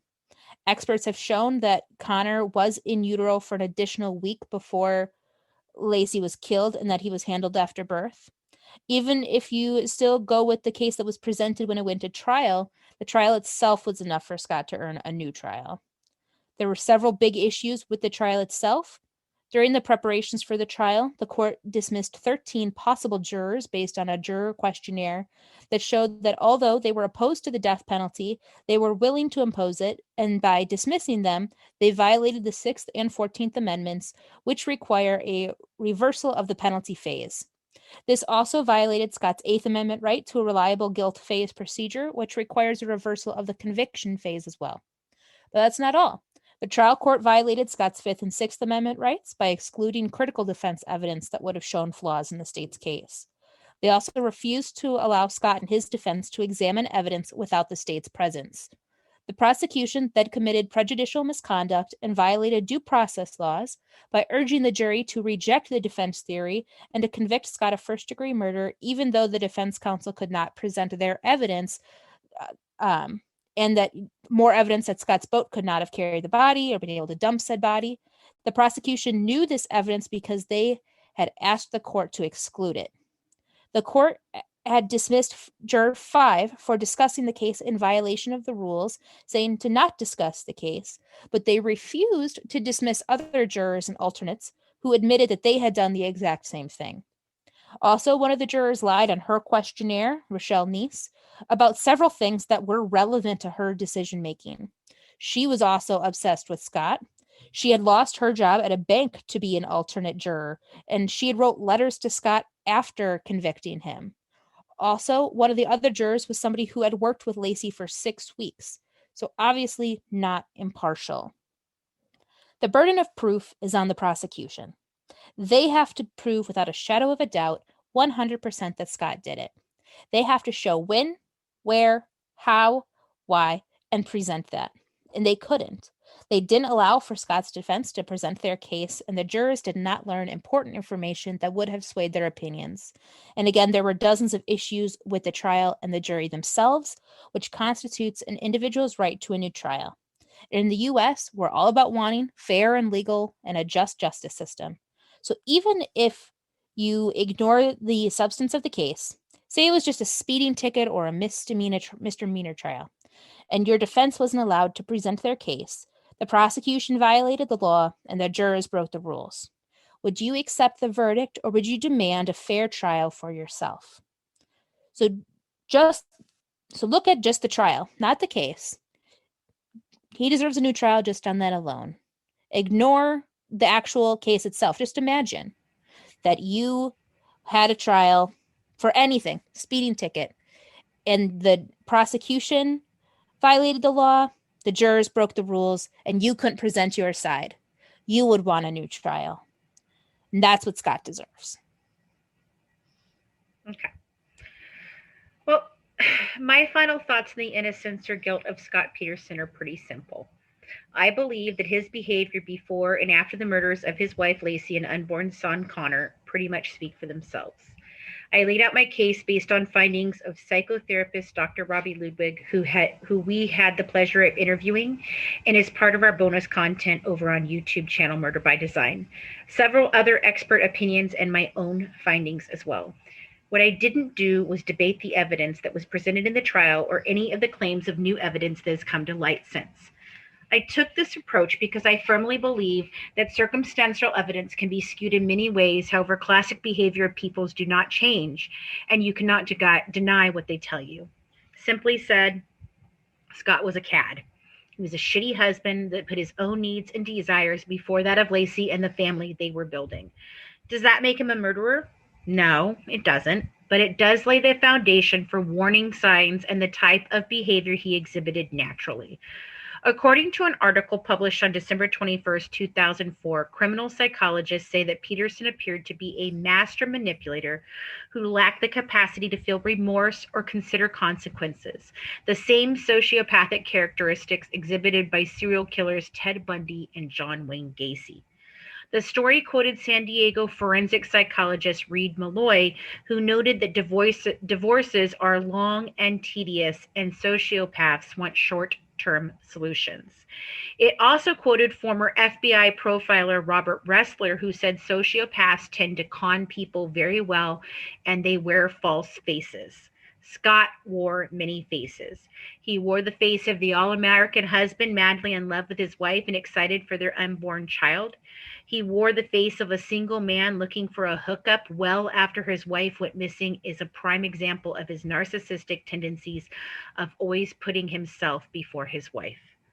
Even Scott's own sister, Anne, thinks he's guilty. So guilty, she wrote a book about it. Anne told the early show co-anchor Julie Chen that's the way he's been. Even during the search for Lacey, he was completely emotionless, could have cared less, and that's been really hard to deal with. He's a sociopath, and a sociopath does not have conscience, which is a really hard fact to understand. That's from his own sister. There is one thing I didn't talk about in my episode, and I'd like to take a few minutes to do so now. It's been said that Scott never lied, but I beg to differ. In his media interviews, he certainly did, and I believe he lied many times over his whole life about anything and everything to keep him out of the fire. But let's stick with the media for now. Scott did an interview with Diane Sawyer on April 4th, 2003, just 9 days before his son washed up on shore and his wife was found the next day. In this interview, Scott displayed something called duping delight. According to an article written on psychopathinlife.com, duping delight is a particular micro-expression a person will display that betrays a sense of enjoyment they are getting out of controlling and deceiving another person. It is a very important expression to watch out for in catching dishonesty in a person. In fact, it is a form of body language pretty much exclusively reserved for pathological character types such as psychopaths. And we've seen it in cases like the McCanns, Leticia Stout, many different cases where this is kind of the thing that's going on. And I've looked at Peter Hyatt, who's done some different stuff with that, and basically he gives a lot of great explanations into that. So the phrase was coined by the psychologist and body language expert Dr. Paul Ekman, and was defined by him as the pleasure we get over having someone else in our control and being able to manipulate them. Duping delight most often manifests as a grin or a smirk, which will flash across a person's face and is usually completely inappropriate to the situation or the topic that is being spoken about. The psychopath is either about to lie or is lying to someone and they are believing it, and the smirk is a leaded expression of pleasure that they are getting away with it. Part of the interview can be viewed still at abcnews.com. Check it out and see if you can spot the duping delight. In my mind, it's pretty obvious, and I saw it every time he spoke publicly since his wife and son's disappearance. You cannot be fooled by his sweet smile or how attractive Lacey and he were as a couple. In fact, Dr. Ludwig's book, Till Death Do Us Part, Love, Marriage, and the Mind of the Killer Spouse, she states, we are often fooled by attractive couples. If they appear beautiful and happy, we are inclined to believe our eyes. In this case, what appeared beautiful and happy was filled with lies, anger, and a need to escape by any means necessary. Scott negated all three of those issues in one act, killing Lacey Peterson. So we've heard a lot of information on both sides, more than you may have heard on some of that you may not earlier episodes. Even though listening to Colleen, there were some things that I questioned, I did take my time to go and research those things, and she just didn't give me enough for me to not say that he's not guilty. I still feel very much that he is guilty. I don't think he deserves the death penalty because I don't think there's enough concrete evidence for the death penalty. But I think there's just way too much, if you look at it all together, to say that there's any chance that he really didn't do it. So although you did a great job trying to explain your side, Colleen, you just couldn't convince me that he was innocent at all. I do think, though, that, like you, he does not deserve the death penalty. Okay. Christina? For me, there were a lot of things that I looked at on my own. And one of the things that I saw through and through is I think Scott's family, in particular his sister-in-law, have mastered the art of the spin. And anything that comes from them, you can guarantee that things are left out if they make Scott look bad in any way. Right. So a lot of things that have come from them, like with his appeal, I don't find to be credible. I look a lot at what was testified to in court. There were several people that testified that at that point in her pregnancy, Lacey wasn't even walking Mackenzie anymore, that Scott was the one that would walk Mackenzie. And I tend to believe that. The Medina robbery, I tend to believe that also happened on the 26th and not the 24th. The one witness that says that it happened on the 24th didn't report it until the 27th, which makes me more believe that it really happened on the 26th and then she reported it on the 27th. I mean, Lacey disappeared on the 24th. She could have walked right outside her door and reported that she saw a robbery happening. There were cops everywhere. Why would she wait until the 27th? If it didn't happen until the 26th, it makes more sense to me that she didn't report it until the 27th. Also, I do believe that Connor was not born before Lacey was killed. I do believe that Lacey was killed on the 24th and disposed of. I think her womb protected Connor for the few months, and eventually, because of the decomposition, that's when Connor was forced out. I believe the part of the leaked autopsy said that her cervix was still intact. So that makes me believe. And also Dr. Michael Baden, quote from him, the baby was in the womb for many months after Lacey was in the water, and Lacey, in fact, protected the baby until the baby came out shortly before the bodies were found. I believe that 100%. As for the dirty leash situation, he didn't see any red flags. Hindsight is 2020, but foresight can also be 2020. And if he knew that she was dead, then he knew that there was no issue with Mackenzie and the dirty leash, and he knew that was part of the whole thing, was to have Mackenzie be found that day, or Mackenzie had gotten loose, or whatever the case may be. So he didn't need to be worried that something had happened to Lacey because he already knew she was dead. I don't think he killed her to be with Amber. I think Amber showed him what freedom he could have, and I think that's what he wanted. I think he wanted that freedom. I don't think he wanted to be a married man with a baby. So I still believe that he's guilty. However, with that being said, my view on the death penalty is changing more and more as we look at different cases and we dig deeper into different cases. So I don't think that he should have ever been on death row. I think for most cases, I think I'm pretty much against the death penalty at this point. In a lot of cases, I feel like these people don't deserve the escape that death gives you. So that's one of the big reasons. And then, we've seen a lot of cases where we have to question, and there's also been exonerations after the death penalty. So more and more I'm against the death penalty, I think. So Colleen, you helped me along with that, but I do believe he's guilty still. So this is a question I have for all three of you. Mm-hmm. Do you agree that at least he should get a new trial? I was just going to say that. I absolutely do. Just off the fact that there was a juror that lied during jury selection. There was a few things with the jury members and just a lot of errors in the trial. So regardless of whether I personally believe he's guilty, I believe every single person that is accused of a crime deserves to have a fair trial. And if he didn't, he absolutely deserves a new trial. I would have to agree. I think he does have the right to a new trial.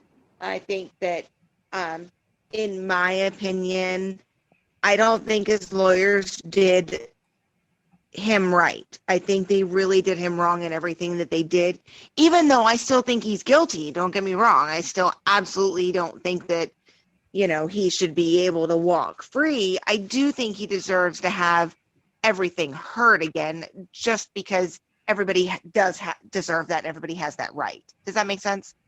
Yes. Yes. Okay. So my answer is yes, but no. I don't think that the jury or the juror in question is big enough that I think that it deserves another trial, because I don't think there would have been a change in the outcome of that, of the verdict. I don't think that one person could have manipulated the entire jury to convict him if there was not a reason in their mind to convict him. So based on that, I would say, no, he doesn't deserve another trial. Now, I do believe that he'll get another trial, and I'm interested to see this new trial because I do want to see some more of the different things that maybe were missing the first time. I agree with Tori that I think that his defense team was lacking, even though I think that Garagos is one of the best freaking lawyers out there for defense now. I don't know what went wrong in this case. Right. Agree. Even Kirk Nurmi, who he's in my bonus episode, and Kirk does not criticize other defense attorneys hardly ever. And he even said that Garagos really dropped the ball in this case and didn't follow up with what he promised, and over promising as the defense side really fucks up your case. And he did that. So even Kirk was like, yeah, no, he overpromised. He said he could say this and he didn't, and he failed his job. Well, and that to me is another indication that perhaps there was nothing that they could do to defute the circumstantial evidence. And so that again leads to me to being a guilty verdict regardless, because he didn't do his job. Like when he stands up in there in an opening statement and he says, I'm going to bring the fire, I'm going to bring this, I'm going to do that, and then he doesn't, that is highly suspicious as to why he couldn't. And I don't think it has anything to do with whether he could present the capsizing of the boat video or any of those things. He did not do what he was supposed to do. He didn't bring what he said he was going to bring. And so based on that, I would say, yes, he does deserve a new trial. And I'm eager to see a new trial if he does, because I'm eager to see what the outcome is and if it's the same, because I truly believe it will be. And if it is, then in my opinion, that basically solidifies for me that this is it. There is no more question at that point. If it comes back guilty again and everything has been presented, and I know you talked a lot in your closing statement here about some of the things that violated his rights. I don't know about those. I do know that some of the things that you mentioned are common things that happen, like dismissing the jurors, doing these different things. So I'm not really sure as to the legality of all of those things and whether they actually violated his rights or not. But based on everything, while I don't think that the trial is going to be any different, I do think that maybe it is deserved. I will take that. So, I mean, so we've given you guys a lot of information and a lot of passion and a lot of craziness and all of this. So now it's time for you guys to be the judge.